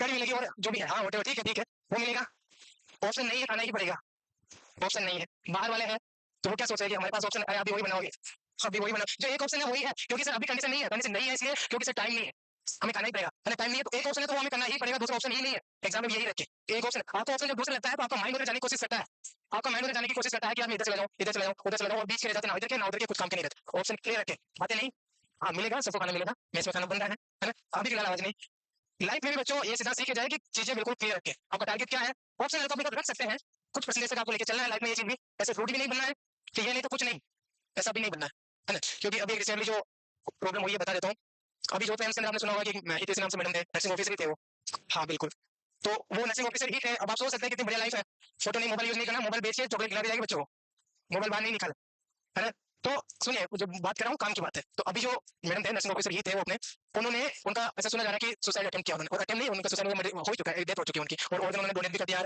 हमारी ही ओटी के अंदर उनके ऑर्गन ट्रांसप्लांट भी हो गया, आपने सुना होगा लिवर ट्रांसप्लांट हुए, किडनी ट्रांसप्लांट हो गया, तो उन्होंने सुसाइड किया, क्या मुद्दा हो सकता है भाई, थोड़ा फोकस हो जाए, क्या मुद्दा हो सकता है, तो उन्होंने सुसाइड कर लिया after the having the we can say nice quality of the job, financially stable है, आप सेटल और क्या बढ़िया कमा रहे, उसके बाद भी लाइफ में ऐसा क्या हो गया कि सुसाइड तक जाना पड़ा, है ना, तो जिंदगी में एक चीज सीख है बच्चों, इमोशनली थोड़ा स्ट्रॉन्ग बने, रूढ़ीवादी बिल्कुल भी नहीं बने, हमें लगता है कि हमारे इमोशन सबसे बड़े हैं, आपके साथ बहुत सारी जिंदगी जुड़ी हुई है, वाकई में जुड़ी हुई है, तो बहुत सारी एटलीस्ट 10-15-20 तो है, आपके चाहने वाले आपके परिवार वाले, सर हमारे तो 10-15-20 नहीं है, अरे 4-5 तो है, मदर फादर भाई बहन तो है, बस वो काफी है, तो वो तो है ना, 15-20 तो हम नहीं मानते सर, और एक दो प्लस माइनस और भी चल रहा होगा, कभी कभी वो प्लस हो जाता है, कभी कभी वो माइनस हो जाता है, होता है, बस तो ये चीज भी है, और ये होता है भाई, अभी तो जैसे आप लोग ये सब ठीक है, आप क्योंकि कॉलेज पास हो चुके हैं, आप थोड़े मेच्योर हो चुके हैं, और ग्रेजुएशन टाइम में आपने कवर कर लिया, तो उम्मीद होती है कि 20 साल बाद में थोड़ी मेच्योरिटी आ जाती है, आप गोल डायरेक्टेड हो जाते हैं, तो वो चीज के लिए नहीं करेंगे, ऑप्शन इन द सेंस कि करना है नहीं है तो ठीक है, एक है कि इस लेवल पे नहीं जाएंगे, कुछ दूसरे की तरह कर लेंगे, ऐसा रूढ़ी नहीं होना कि नोट से नहीं मिला, नहीं मिला तो ये करूंगा वो करूंगा, कोई बात नहीं, हो जाती है, कभी कभी किस्मत फैक्टर भी काम करता है, कभी कभी लक फैक्टर भी काम करता है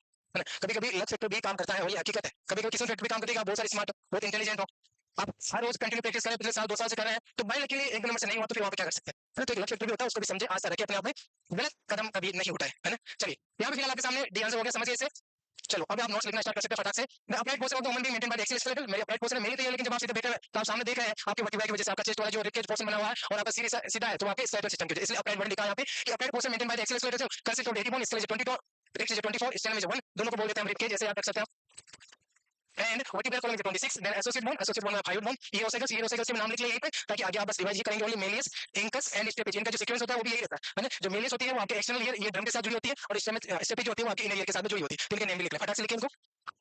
हाँ जी, ऑनलाइन वाले, हाँ आप ही नोट्स लिखते हैं बच्चों। हाँ रजनी, तो ये समझना बच्चे, बेसिक जो मिस्टेक है वो देखना है।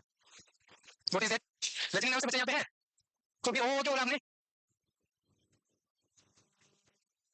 अच्छा ऐसा, ओके ओके ओके, चलिए रजनी आपको सभी बच्चे मिस कर रहे हैं, जल्दी से आप सेलेक्ट होकर इनको दिखा दे कि आप भी रजनी है ना। तो जल्दी से सिलेक्शन लेके आए, जैसे ही आपका मोस्ट वेलकम करता है। हाँ, मैं साइड बढ़ जाता हूँ, लिखो। ये भाई ट्रू ट्रू आर्टिस्ट बच्चे होते हैं, जो कंसिस्टेंटली आ रहे हैं, अपनी परचेज दे रहे हैं। भाई ऑफलाइन के बारे में मेरे को भी ज्यादा आइडिया नहीं है, तो धीरे धीरे पता चलेगा कि आपका क्या माहौल है, कैसे आप वो करते हैं, कब वो करते हैं, उससे आइडिया चलेगा भाई। अभी तो शुरुआत हुई है ऑफलाइन की, है ना, धीरे धीरे सब चीजों को जानेंगे। लिखिए बता नोट्स।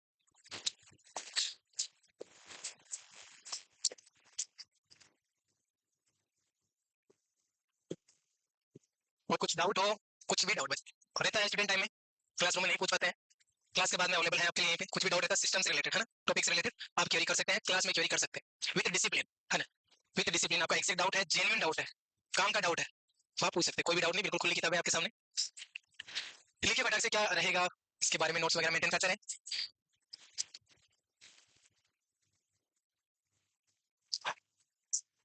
खुद को यहाँ पे कॉलेज वाले बच्चे भी दिखते हैं हमें, है ना। क्या गेवर? गेमर है, गेमर है, गेमर ही है। चलो जो भी ऐसे बड़ा प्यारा नाम है, और कॉलेज में है ऐसे, मतलब इनके भी यार डेडिकेशन आप देख सकते हैं, कॉलेज में है, और मैं जब भी क्लास में आता हूँ बना रहता है, हालांकि कमी आया हूँ, लेकिन ये बंदे इस बंदे को देखा है, जहाँ तक अभी मैंने ऑब्जर्व किया, पता नहीं अंदर क्या कहानी होगी उसके अंदर, लेकिन जहाँ तक मैंने ऑब्जर्व किया है, नाइस डेडिकेशन। कॉलेज अच्छी है, दो तीन बंदे हैं कॉलेज के बच्चे लगातार मेहनत करे, कोई नहीं रोक सकता भाई, ऐसे बच्चों को कोई नहीं रोक सकता। हाँ लगातार मेहनत करते रहे, और ये कंसिस्टेंसी आपकी बनी रहनी चाहिए, क्योंकि अभी एग्जाम दूर है बेटा, अभी हो सकता है first year, I think second year है ना, तो एग्जाम दूर है। हाँ हो गया ये, चलिए। ये किसका है, किसका है, सभी का है सर, ये सभी का सिलेक्टेड सिस्टम है ना, सभी में सही है। पहले जब आपके लिप्स वगैरह यहाँ पे है, आपके लिप्स वगैरह है, जो आपकी मसल्स है यहाँ पे, लिप्स की कौन सी मसल्स होती है, लिप्स में कौन सी मसल्स होती है, ठीक है जानेंगे आगे ना। ऑरिकुलर, ओरिस या ओकुलाई, ओरिस ओकुलाई आपकी आई के सराउंडिंग होती है। तो ये आपका ढांचा बनता है, इसमें आप देख सकते हैं, ये जो इमेज है आप देख सकते हैं कि इसमें ना तो क्लियर एरिया है, ना स्टेपलर है, ओनली आपका मिड पोर्शन है, जिसके अंदर आपका स्केल कवर हो गया, ईयर आपकी बोन से आ जाती है, और ईयर के अंदर ये जो बाहर है, यहाँ पे बोन नहीं रहती है, मिडिल ईयर में रहती है, और मिडिल ईयर आपकी टेम्पोरल बोन के अंदर स्पेस होता है, वहां पे रहती है, टेम्पोरल बोन के पास में स्पेस होता है वहां पे रहती है। तो आपकी एयर की होगी, देन आपकी वर्टिब्रा होगी, ये आपका स्टेनम हो गया, और ये आपकी लिप्स होगी, क्लियर है इतना। तो यहाँ पे आपने ना तो क्लियर देखा है, ना स्टेपलर देखा है, तो कभी भी एग्जाम में आज के बाद क्वेश्चन आता है, गलत नहीं करेंगे, गलत कर दिया तो मैं बात नहीं बताएंगे सर, हम गलत क्या होना समझ पड़ेगी आपको ना। चलिए आगे नेक्स्ट के बारे में भी लिखिए, बट से दूसरा जो है लिखिए, इनको डिटेल जब हम जानेंगे वो लिखे, है ना। अब आप इस इमेज के अंदर देख सकते हैं कि जो सेंट्रल वाला पोर्शन है, सेंट्रल वाला पोर्शन वो हटा दिया गया, यहाँ पे क्या आपके सामने अपर लिम्ब है, क्लेविकल है, स्कैपुला है, आपका पेल्विक गिल्डल है, और लोअर लिम्ब है, दैट्स इट। तो ये आपका क्या हो जाता है, पेरिकल। बच्चों फोन यूज नहीं करें क्लास में, फोन यूज नहीं करें, है ना। फोटो आप सर्च करेंगे तो आपको यूट्यूब पे बहुत सारी फोटो मिल जाएगी, और फिर मैं बता देता हूँ कि आप मोबाइल यूज करके आप स्टोर फोटो लेके रखते हैं तो स्टोरी होता है, कोशिश करें कि आपका ब्रेन हैंड कोऑर्डिनेशन बने, है ना, ब्रेन हैंड कोऑर्डिनेशन आप फोटो क्योंकि आप देखेंगे तभी लिखेंगे, और देखेंगे तो पढ़ेंगे भी सही, पढ़ेंगे तो लिखेंगे, है ना। तो ये जो कोऑर्डिनेशन बनता है ये वाकई में काम करता है, इसलिए आप पढ़ाई करते टाइम, मूवी देखते टाइम खाना खाते तो आपका हाथ मुंह में क्यों जाता है, कान में भी तो जा सकता है, नहीं जाता है, ऐसा सोचा है कभी, क्यों नहीं जाता है, जान चुका है ये, है ना। इसका जो ब्रेन हैंड कोऑर्डिनेशन है वो पता है, तो मुंह में ही जाएगा, बार बार प्रैक्टिस हो चुकी है, बार बार इसको प्रैक्टिस हो चुकी है, तो ये फैक्ट है जिसमें साइंस काम करती है, मानिए सो लिखिए। सर मोबाइल में भी तो करती है ना, मोबाइल में भी तो हम क्लिक करते हैं तो स्टोर होता है, और वो मोबाइल का ब्रेन है, आपका ब्रेन नहीं है वो, है ना। लिखिए, लिखने पर बिल्कुल ज्यादा करें, और हो गया इसके में थोड़ा फास्ट और लिखे, और काम की चीजें लिखे बस। अच्छा इसमें आपने दो लिख लिया ना, एक्सेल को आपने सेंटर बोला, अपेंडिकुलर को हमने क्या बोला, peripheral collateral system, form by the 126 bone pectoral girdle, इसे कोई आप और लिख ले, शोल्डर गिल्डल भी इसी को बोलते हैं, ताकि एग्जाम में ये वर्ड ना के ये आ जाए तो फिर हम कंफ्यूज हो, और कभी कभी ऐसे भी आता हो कि हमने पढ़ भी नहीं रखा है, क्योंकि वहां पे थोड़ा सेंस यूज करके उस वर्ड का मीनिंग निकालने की कोशिश करें, तो वो भी कहीं कि आपका राइट बन जाता है। देन आपके अपर लिम्ब हो गए, पेल्विक गिल्डल हो गया, और लोअर लिम्ब हो गए, कुछ मिस तो नहीं है यहाँ पे, नहीं है, बिल्कुल 126 आ चुके हैं, क्लियर है। चलिए अभी हम बढ़ते हैं एक्सेल स्केलेटल सिस्टम की तरफ, डिटेल से जानते हैं दोनों को समझ से। ये अभी तक जो था आपका एक स्केलेटल सिस्टम का डेमो आता था कि स्केलेटल सिस्टम होता है क्या, कितनी बोन्स होती है, कितने पार्ट से मिलकर बना होता है, what is the axial skeletal system, what is the appendicular skeletal system. Now अभी हम एक्सेल स्केलेटल सिस्टम के एक-एक बोन को बड़े डिटेल से पढ़ते हैं, चलिए आगे बढ़े। और आपके सामने आप आगे से देखिए, पीछे से देखिए, तो ये जो ब्लू कलर का है वो आपका सेंट्रल वाला पोर्शन हो गया, that is axial skeletal system, और ये वाला जो है वो पेरिफेरी का हो गया। और एक और बात, आपका जो ब्रेन होता है वो इमेज चीजों को ज्यादा कैप्चर करता है, इसलिए इमेज से चीजों को समझे, इमेज से चीजों को लिखे, इमेज से नोट्स बनाए, जैसे आपने ट्रायल के नोट्स बनाए, कोई भी डिजीज कंडीशन है ट्रायल के नोट्स बनाते हैं, है ना। तो ट्रायल के नोट्स बनाते एक आप 3 लाइन में लिख लेंगे, एक बच्चे जो नोट्स बनाने का तरीका है, एक को ऐसे लिखेगा, एक लिख दिया, दूसरा लिख दिया, साथ में तीसरा लिख दिया, एक लाइन हो गया, एक जो है उसको ऐसे लिखेगा कि पहला ये, दूसरा ये, तीसरा ये, जो थोड़ा सा बेस्ट है नोट्स राइटिंग का, एक बच्चा लिखेगा उसको इस तरीके से, एक यहाँ पे लिखा, दूसरा यहाँ पे लिखा, तीसरा यहाँ पे लिखा, इफेक्टिव ये रहेगा, याद इससे ज्यादा होगा, और ये एक स्मार्ट तरीका है नोट्स बनाने का, चीजों को याद करने का, चीजों को बेस्ट करने का, है ना। तो ये थोड़ा करते रहे, इमेज वाली चीजों पर थोड़ा फोकस करें, चलिए ये पीछे नहीं छोड़ने वाले हैं, बताओ इसमें एक और ऑप्शन होना चाहिए थे। अच्छा मैं कहाँ कहाँ पे हाथ लगाऊंगा वहां दिख जाएगा, बताओ ये आ गया।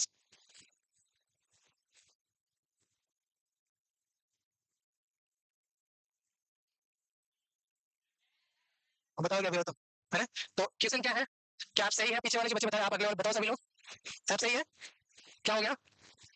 अच्छा आप लोग हैं, ठीक है ठीक है, ओके ओके, मैंने बताया भाई, ठीक है। In adult skull paired cranial bone is, यहाँ पे पूछा पेड अडल्ट स्कल पढ़ेंगे, और स्कल के अंदर भी, स्कल के अंदर भी दो बोन होती है, एक जो होती है वो आपकी क्रेनियल बोन, दूसरी जो होती है वो आपकी facial bone. Cranial bone total होती है एक, उन आठों को अब हम ये डिस्कस करेंगे डिटेल से, उनमें से एक क्वेश्चन है। तो यहाँ पे पूछा है कि अडल्ट स्कल के अंदर पेड क्रेनियल बोन कौन सी है, अगर इसके अंदर पेड फेसियल बोन है उसको बाहर निकालना, example maxilla, facial bone, zygomatic is a facial bone, yes है वो पेड स्कल बनाती है लेकिन क्रेनियल बोन नहीं है। हालांकि इस केस में मैंने थोड़ा सिंपल बनाया, ज्यादा टिपिकल नहीं है, क्योंकि अभी हम जो मूव करेंगे वो हमारा स्कल का जो एक पोर्शन है क्रेनियल बोन, उसको कवर करेंगे, है ना? तो ये क्रेनियल बोन के लिए पूछा है, तो क्रेनियल बोन टोटल जो आपकी 8 होती है इन द काउंटिंग और इन द नेम, कितनी होती है? 7, क्योंकि दो जो बोन होती है वो आपकी पेड होती है, और कौन कौन सी है, एक आपकी पैराइटल है, दूसरी आपकी टेम्पोरल है। फ्रंटल बोन बच्चों के अंदर डबल होती है, फ्यूज हो जाती है फ्रंटल सूजन के थ्रू, फ्यूज हो जाती है फ्रंटल सूजन के थ्रू, लेकिन अडल्ट के प्रोस्पेक्टिव से हम बात करें तो अडल्ट में टोटल 8 होती है, और 8 में से कौन कौन सी है हमारे सामने लिखी हुई है, फ्रंटल होगी, पैराइटल होगी, स्फिनोइड होगी, ऑक्सीपिटल होगी, टेम्पोरल होगी, और एक बहुत शानदार एक कौन सी, इक्थेमॉइड बोन। इक्थेमॉइड बोन सिंगल बोन होती है, अनपेड होती है, लेकिन होती है आपकी क्रेनियल की ही है। 14 बोन जो होती है वो अलग होती है, जो आपकी फेस की होती है, उनको भी बाय नेम हम जानेंगे। अभी हम डिस्कस करते हैं इन 8 बोन को। तो यहाँ पे किसी ने पूछा है कि पेयर कौन सी है, अब इस क्वेश्चन से आपके माइंड में क्या आइडिया बना कि हम जब ये पढ़ेंगे क्रेनियल बोन जो आपके सामने 8 बोन होती है, इनमें से कौन कौन सी पेयर होती है वो कंसेप्ट बनेगा, कौन कौन सी सिंगल होती है वो कंसेप्ट बनेगा, क्लियर है? चलिए तो 5 नेम तो यही है, और एक और आपके सामने कौन सी हो जाती है, ethmoid bone, is a single bone unpaired bone, total name 6 counting में 8, क्लियर है? कोई बच्चा ऐसा जिसको कंफ्यूजन रहता है प्लीज कंफ्यूजन नहीं रखे, कंफ्यूजन नहीं रखना है आप लोगों को। ये जो बातें बताइए वो यहाँ पे लिखा हुआ है, सिंपल सा मैं बता देता हूं एक बार क्या है इसका body framework of the head, head का फ्रेमवर्क, हेड मतलब क्या, हेड एक बड़ी टर्म है, हेड एक बड़ी टर्म है, और उसी के अंदर आपका स्कल आता है, उसी के अंदर आपका फेस की पोर्शन आता है, उसी के अंदर आपका ये वाली जो मसल्स आती है, इसी के अंदर आपका ब्रेन आता है। हेड मतलब अबाउट नेक, ये वाला जो पोर्शन है वो आपका हेड वाला, हेड एक बड़ी टर्मिनोलॉजी है, हेड एक बड़ी टर्मिनोलॉजी है। तो हेड का ये जो बड़ा पोर्शन, मेजर पोर्शन बनाता है वो कौन बनाता है, आपका स्कल बनाता है। तो body framework of the head is made by the skull, समझ गए? स्कल और हेड में क्या फर्क है, स्कल और हेड के अंदर क्या फर्क है, head only body portion, sorry skull only body portion, and head is a complete portion, जिसके अंदर आपका ब्रेन आ जाएगा, आपकी मेन इंजन आ जाएगी, आपकी जितनी भी स्ट्रक्चर है वो सारी इसके अंदर कवर हो जाती है। Content of the 22 bones and rest on the superior end, ये जो एक्विवलेंट की वैल्यू है यहाँ पे लिखा है superior end, E N D है, it's not A N D. आधे बच्चों को अभी पता चला जैसे ई एन डी है, हम तो एंड समझ लेते इसको, E N D superior end, मतलब ये जो आपका जैसे मार्कर है ये आपका वर्टिब्रा हिस्सा, ये वाला हिस्सा जो एंड हो रहा है खत्म हो रहा है काफी ऊपर की तरफ, तो सुपीरियर एंड और इंफीरियर एंड, इंफीरियर एंड होता है क्या आपका, वर्टिब्रा का इंफीरियर एंड होता है, इंफीरियर एंड होता है क्या, होता है, कौन सी बोन बनाती है, फोकिस। तो वो फोकिस जो है वर्टिब्रा का इंफीरियर एंड होता है, इंफीरियर मतलब नीचे वाला, सुपीरियर मतलब ऊपर वाला, एंटीरियर मतलब आगे वाला, पोस्टीरियर मतलब पीछे वाला, लेटरल मतलब साइड वाला, इंटीरियर अंदर वाला, इंटीरियर आई एन टी यार इंटीरियर। तो यहाँ पे जो पूछा है that is a superior and, और किसका, वर्टिब्रा का, जिसको बैकबोन बोलते हैं, वर्टिब्रा के यहाँ पे ये वाला जो एरिया है सुपीरियर एंड पे हमारा हेड स्कल रेस्ट करता है, मतलब रहता है, ये एनाटॉमी लिखी हुई है। The bones of the skull are group into the two category, skull की बोन को दो कैटेगरी में हम अलग-अलग क्लासिफाई करके डिस्कस करते हैं। First one is the cranial, second is the facial, and cranial consist of the how many bone, that is the 8 bone, and face में कंसिस्ट ऑफ द 14 बोन, ठीक है फटाक से, और इमेज को भी माइंड में रखें, नोट्स लिखे और इमेज को भी रखिए याद।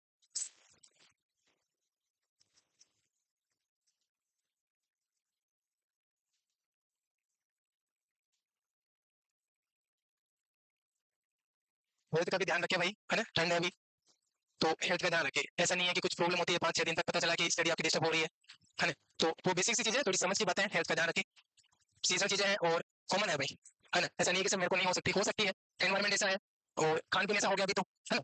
तो जो सीजनल चीजें हैं very common, it's very common की हो सकती है, तो भी उसकी वजह से आपकी बॉडी ठीक से रिस्पॉन्ड नहीं करेगी, थकान सा रहेगा, नींद आएगी सर, है ना, जुकाम होगी, और सबसे बड़ा तो सर हमारी जो नदी चलती है नाक से लंबी वो चलेगी, है ना, बलगम आएगा, पता नहीं क्या कुछ होगा सर, बता भी नहीं सकते, इतना हो जाता है ना? आप तो मेडिकल वाले हैं, क्या ही शर्म करना है, नहीं करते ना सर? हाँ, तो हेल्थ का भी ध्यान रखिए ताकि आपकी पढ़ाई डिस्टर्ब नहीं हो गया ये। और यहाँ पे जो ये कंप्लीट आपका हो जाता है हेड, ये हेड है, इसके अंदर क्रेनियम की ओनली ये बोन है, कौन सी बोन है ये, फ्रंटल बोन, ये साइड में दिखी है वो कौन सी है, पैराइटल बोन, और बाकी तो दिखी नहीं रही सर यहाँ पे, है ना, बाकी तो दिखी नहीं रही है, एक बोन यहाँ पे दिखी है, और आपकी इक्थेमॉइड बोन हो जाती है यहाँ पे पीछे की तरफ, ये आपकी ये पीछे की तरफ, वो इक्थेमॉइड जो बोन है वो फेशियल बोन है, वो पीछे आपका मेरे से बेस वाला पोर्शन जो आपका स्कल है, इसके का जो बेस वाला पोर्शन बनाती है उसके अंदर पार्ट बनाती है, और मेरी जो रहती है स्फिनोइड बोन रहती है, वो हम जानेंगे। ये जो आपका खोपड़ी है, ब्रेन है, ब्रेन के बीच में और फेस वाली जो स्ट्रक्चर है इसके बीच में जो छत बनती है, तो माउथ की तो छत होगी, लेकिन ब्रेन की क्या होगा, वो बेस होगा, उसका क्या होगा, फ्लोर होगा, तो वो जो पोर्शन बनाती है वो स्फिनोइड बोन रहता है मेजॉरिटी में, अभी हम जानेंगे आगे पूरा डिटेल से। तो उसके साथ में आपकी स्फिनोइड बोन भी रहती है जो बेस का एंटीरियर पोर्शन कवर करती है, आगे हम जानेंगे इसको। तो ये आपके सामने एक स्कल के बारे में जस्ट इंट्रो और जस्ट इसके बोन्स के बारे में हो जाता है, क्लियर है? ये नोट्स लिख लिया यहाँ तक, आगे बढ़ते हैं। cranial bones, the form that cranial cavity which encloses and protects the brain, it consists of the 8 bone, कितनी बोन से मिलकर बना होता है, 8 बोन से, इन चीजों में फोकस कर रहा हूँ क्योंकि ये अभी आपको बड़ी मस्त लगी, आप मजे में सीख रहे हो इनको, है ना, नोट्स में लिख रहे हो, लेकिन आप भूल जाते हैं बच्चे, और बोलना कॉमन है। तो अभी हमने पढ़ा, फर्स्ट टाइम आप पढ़ रहे हैं, इतना डिटेल चीजों को समझ रहे हैं, तो रिवाइज भी करते हैं, चीजों को रिवाइज भी करते हैं। 8 बोन होती है, 8 बोन होती है, 8 बोन होती है, याद रखें। 8 कौन कौन सी होती है, साथ साथ में एक बार रिवाइज करते हैं, बताओ। फ्रंटल होगी, पैराइटल होगी, ठीक है, और टेम्पोरल होगी, ऑक्सीपिटल, और स्पिनोइड, और one more is the ethmoid. इनमें से कौन सी सिंगल होती है, अनपेड कौन सी रहती है? ये अनपेड है, ये अनपेड है, ये अनपेड है, ये भी अनपेड है, ये शादीशुदा दोनों, है ना। पेराइटल यानी पेड़ बन गए उससे, ऐसे याद रखते हैं। टेम्पोरल के भी दो पेड़ हो गए, तो डबल है, दैट इज अ पेड़, टेम्पोरल एंड अक्यूट। कौन कौन सी होती है? एक आपके सामने है, अभी तक क्लिक आपके सामने है, इसके ठीक आपके सामने है, फिट पोज, फिट पोज। यहाँ पे जब फोटो लेते हैं तो आपकी जो पोज होती है सही नहीं होती, यार फिट नहीं हुआ यार, इस तरीके से याद रखें, तो कैसे रहेगा, ये आपके सामने फिट पोज, ये है ना, हाँ ठीक है। FTPOSE, बाकी आप अपने हिसाब से कुछ भी बना सकते हो, है ना। ट्रिक बना के रखें, मेन ट्रिक बना के रखने में, मतलब मैंने इतना ज्यादा बनाया नहीं है, लेकिन थोड़ी बहुत जो आपकी डिमांड होती है, बार बार हम रिवाइज करते हैं, तो ट्रिक की जरूरत नहीं पड़ती, लेकिन अभी करना पड़ेगा बच्चों, है ना। अभी का टाइम ऐसा है कि आप एक्स्ट्रा करेंगे, आप अच्छे से याद रखेंगे, सटीक चीज होगी, तभी आप आगे निकल पाएंगे, वरना थोड़ा मुश्किल हो जाएगा। आप जब तक क्वेश्चन को सोल्व करें, तब तक आपका जो पड़ोसी है, अरे यहाँ तो सब आप ही हो, मतलब अपने लोग ही हो, पड़ोसी इन द सेंस कि जो आपका कॉम्पिटिटर है ना, वो फटाक से आपने उसका आंसर दिया 30 सेकंड में, उसने दे दिया 20 सेकंड में, वो 10 सेकंड आपसे आगे है। सेकंड की वैल्यू वहां पता चलती है बच्चों, और 10 सेकंड के अंदर आप एक क्वेश्चन सोल्व कर सकते हैं, 10 सेकंड में एक क्वेश्चन सोल्व करके आप सिलेक्शन ले सकते हैं, और 10 सेकंड में आप क्वेश्चन को सोल्व करके सिलेक्शन लेके 5 लाख रुपए उठा सकते हैं 6 महीनों में, क्योंकि अगला एग्जाम देने का मौका मिलेगा 6 महीनों बाद में। मेरी बातें थोड़ी गहरी होती है, लेकिन समझने वाले के लिए काफी सफिशिएंट होती है। चलिए, पिट बोझ याद रखिए टर्मिनोलॉजी, और इसके अंदर आपके सामने कौन कौन सी है, तो FTPOSE, ऐसे भी आप इसको याद रख सकते हैं। It both have any frontal bone. पहले याद रखें bone के name, one is a frontal, one is a temporal bone, second is a, I mean, third one is a parietal, and one is the occipital, sphenoid and ethmoid bone. पेड़ कौन कौन सी है लिखा हुआ है, दो बोन है, ये पेड़ होगी, इनको पेड़ बोन बोलते हैं, ये सिंगल है, ये सिंगल है, ये सिंगल है, ये सिंगल है। तो 6 by name, 8 by the number, और बाय द काउंटिंग। क्लियर है चीजें? ठीक है, थोड़ा स्पीड में लिखिए, नहीं मानेंगे सर हम, हाँ नहीं मानेंगे। चलिए, फोटो लेना ठीक है, मैं ज्यादा इसके लिए भी आपको ऐसे नहीं बोलूंगा कि ना ले, लेकिन लिखना थोड़ा कोशिश करें ना, लिखने की कोशिश करें, हाँ लिखने की कोशिश करें, ताकि चीजें आपके कॉपी में स्टोरेज हो। बाकी चीजों से तो, और मटेरियल से आज के जमाने में, है ना, मतलब भर भर की चीजें हैं, सब कुछ आप बैठे बैठे मंगवा सकते हैं, सब, हाँ बिल्कुल, सब कुछ आप अपने पास अवेलेबल कर सकते हैं, जो भी स्टडी मटेरियल चाहिए, जो भी चीजें चाहिए, और एक से बड़ी एक, सब कुछ मंगवा सकते हैं। अभी नहीं मंगवा सकते, पैसे चाहिए उसके लिए, है ना, तो मंगवा सकते हैं, कोई बड़ी बात नहीं है, नोट्स मटेरियल सब कुछ अवेलेबल है। थिंग्स दैट की समझने की चीज है ना, कॉपी में बिठाने की, तो वो आप यहाँ से बेहतर तरीके से सीख पाते हैं, तो कोशिश करें नोट्स बनाए। और जब आप हाँ ठीक है, जब आप बुक्स वगैरह भी पढ़ते हैं, किसी किताब से भी हम नोट्स बनाते हैं, तो कोशिश करें कि वहाँ पे हाईलाइटर यूज करें, हाईलाइट करें। टाइम आपके पास कितना है, वो इवैल्यूएशन आप खुद करें। टाइम है आपके पास सफिशिएंट, तो उसका निचोड़ निकालें, उस किताब का वो जो हाईलाइट आप कर रहे हैं, उन हाईलाइट के सेपरेट नोट्स बनाएं। और अगर टाइम नहीं है, किसी एग्जाम आने वाला है ना, नोट्स ऑलरेडी बने हुए हैं, तो जो हाईलाइट करें, जब आप पढ़ रहे हैं तो हाईलाइट करें, उन्हीं को रिवाइज करें, तो हाईलाइट करें, रिवाइज करें, हाईलाइट करें, रिवाइज करें, उस तरीके से कर सकते हैं। और सफिशिएंट टाइम है तो जो हाईलाइटेड थिंग्स है उनको वहां से बाहर निकालें, अलग से नोटबुक में लिखें, ताकि जो मेन मेन कंटेंट है बुक का, वो आपके पास आ जाएगा, और वो आपको रिवाइज करने के सबसे शानदार साबित होने वाला है एग्जाम के टाइम में, है ना। रिविजन एक बहुत बड़ा सेक्टर होता है, जो किसी भी एग्जाम के लिए हेल्पफुल होता है ना। रिविजन बहुत बड़ा सेक्टर होता है, हमें लगता है कि ठीक हम कर लेंगे, हमें याद हो जाए, सच बता रहे हैं, नया भले ही नहीं सीखे आप, तो रिवाइज करें, हर रोज रिवाइज करें, शेड्यूल बनाए, वीकली रिवाइज करने का, मंथली रिवाइज करने का, ट्वाइस मंथली रिवाइज करने का, और 6 मंथली रिवाइज करने का, 2 साल में रिवाइज करने का। 2 साल तक थोड़ी रहेंगे सर, 2 साल तक नहीं रहेंगे, तो शेड्यूल बनाए कि सप्ताह में एक बार करेंगे, आज की क्लास में क्या पढ़ा, कल उसको रिवाइज करेंगे। और रिवीजन में क्या 5 से 10 मिनट लगते हैं, है ना, तो 5 से 10 मिनट फटाक से रिवाइज करेंगे। बताओ, आप कॉन्सेंट्रेट होकर रिवीजन करते हैं तो 5 से 10 मिनट काफी है, और ये जो 5 से 10 मिनट होते हैं, ये बहुत बहुत मतलब आप सोच भी नहीं सकते उस लेवल का आपको रिजल्ट देते हैं। हमें इसकी वैल्यू इसीलिए पता नहीं चलती है, हमें इनकी वैल्यू पता चलती है एग्जाम के टाइम, है ना, कि एग्जाम में जाने वाले हैं, एग्जाम का टाइम आपका 9:15 9:20, कुछ कुछ बच्चे वहां पे सेंटर के बाहर किताब लेके बैठे, आप में से रहते हैं क्या? हाँ, कोई शर्म की बात नहीं है, रह सकते हैं, लेकिन मैं इस चीज को ज्यादा प्रेफर नहीं करता हूँ, है ना। रह सकते हैं, अलग अलग साइकोलॉजी होती है, कोशिश करें 2 दिन पहले चिल रहे हैं, है ना, 2 दिन पहले ही किताब सब छोड़ दे, त्याग दे, मस्ती मौज करें, ज्यादा तनाव नहीं है, ज्यादा इन्वायरमेंटल फैक्टर से शेप नहीं हो, वो एग्जाम के टाइम में बात करेंगे, जब आपका एग्जाम आएगा तब हम ये सब चीजों पर फोकस करेंगे। अभी जो टाइम की वैल्यू है वो मैं आपको बता रहा हूँ, तो रिवीजन करें।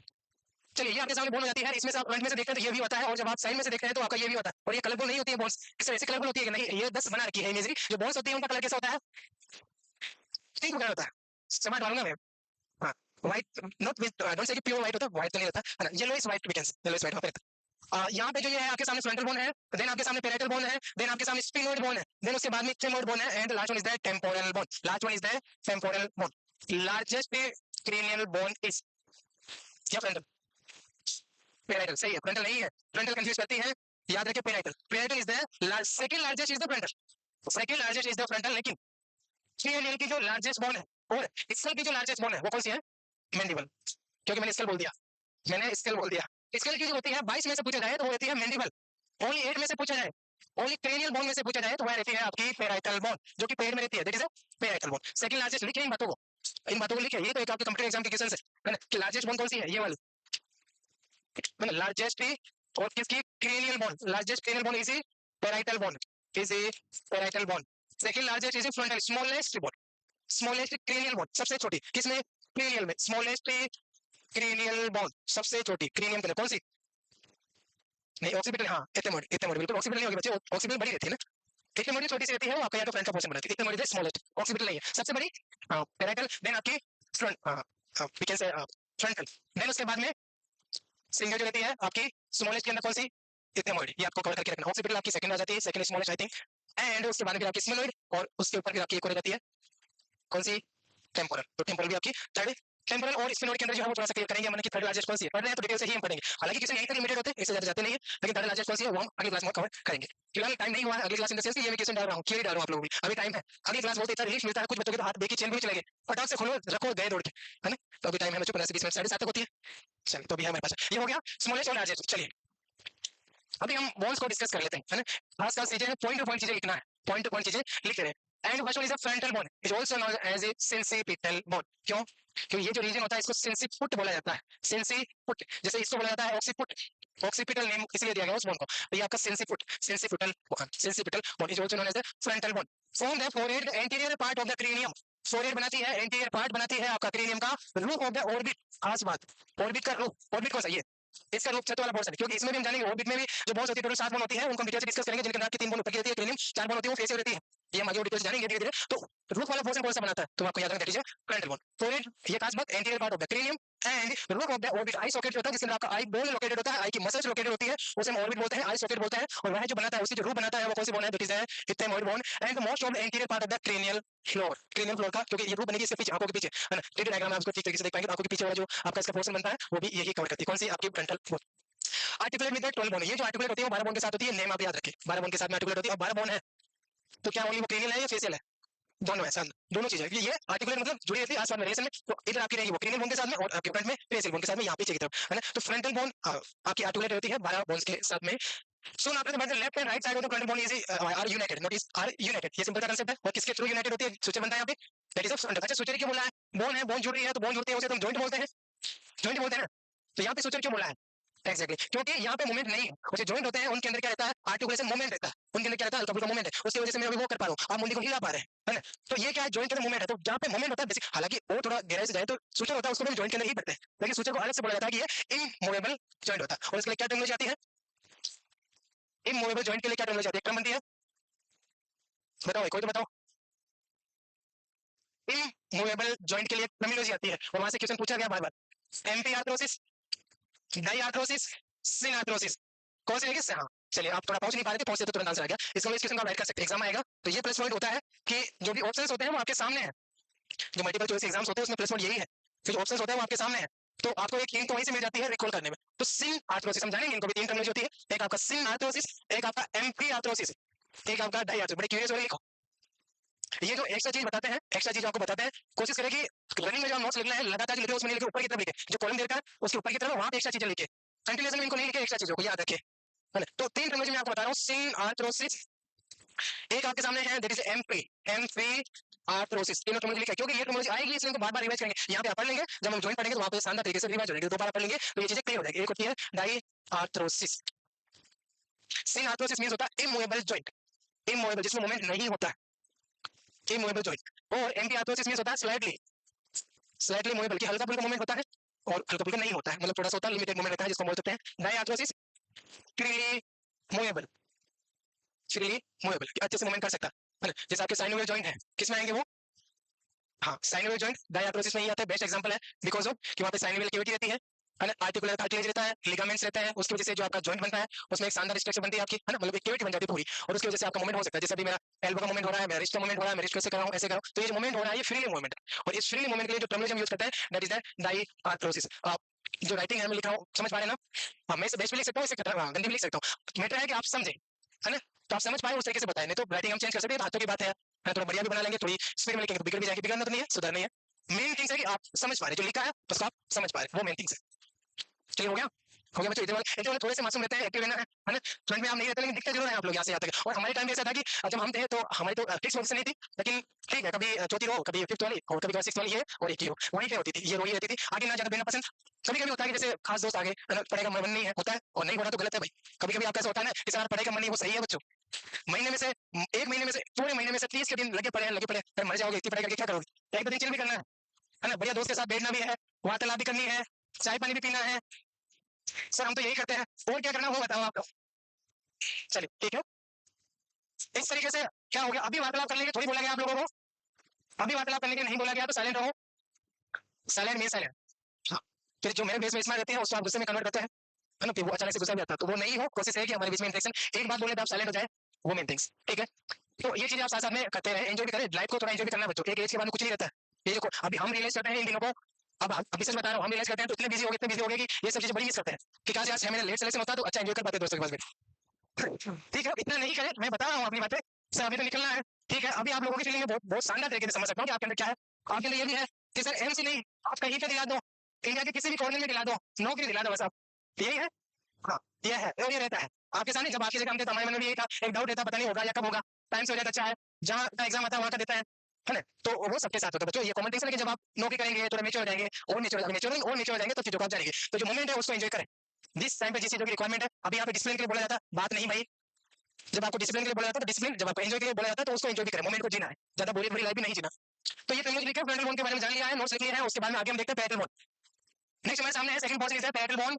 अच्छा, पेरेंटल बॉन्ड का मींस क्या, पेरेंटल मतलब परिधि, हम पढ़ते हैं पेरेंटल, पेरेंटल एक वर्ड जैसे यहाँ पे पेरेंटल प्लूरा, जो प्लूरल कैविटी होती है, हम लंग्स की जो कवरिंग होती है, तो लंग्स की कवरिंग होती है उसको प्लूरल मेम्ब्रेन बोलते हैं, जो आपके लंग्स के ऊपर चिपकी होती है उसको विसरल प्लूरा बोलते हैं, जो लंग्स के बाहर की तरफ होती है, आपके चेस्ट वॉल की तरफ होती है, उसको पेराइटल प्लूरा बोलते हैं, बोलते हैं।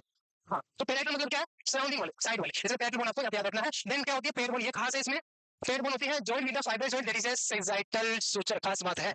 ये जो बोन होती है, इन दोनों बोन को कनेक्ट करने वाला एक जॉइंट होता है, that joint is known as the suture, और सुचर कौन सा, सेजाइटल सुचर, और यहीं से आपकी बॉडी की सेजाइटल प्लेन बनता है। आप बताएं different different plane, sagittal plane, coronal plane, आपका ट्रांसवर्स प्लेन, आपका ऑब्लिक प्लेन।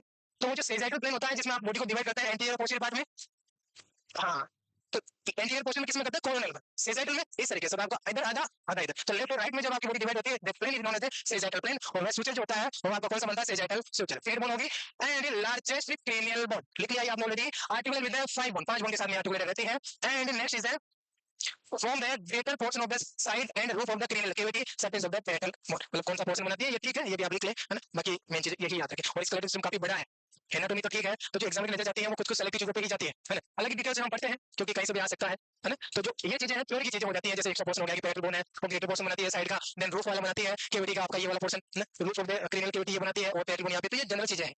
जब लैंग्वेज के क्वेश्चन बनते हैं, मल्टीपल स्टेटमेंट के क्वेश्चन बनते हैं, तो इन लैंग्वेज से वहाँ पे क्वेश्चन बन जाते हैं, तो वह चीज आप कवर करके रखें, बाकी जो खास बातें हैं जो हाईलाइट करके आपके सामने रिप्रेजेंट की जाती है उन पे थोड़ा ज्यादा फोकस करें, है ना, तो ये आपकी कौन सी हो जाती है, that is a parietal bone, parietal bone, clear है।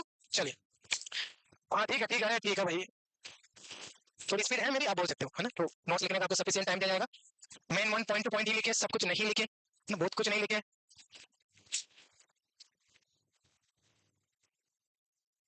चलिए, हो गया।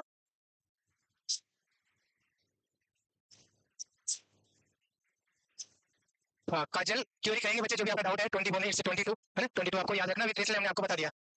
चलिए, तो वेट बंद करने किसने बोला आपको, अभी तो 2 मिनट है भाई, 2 मिनट है ना अभी तो, चलो ठीक है, पहले रिवाइज करके जरूर आए।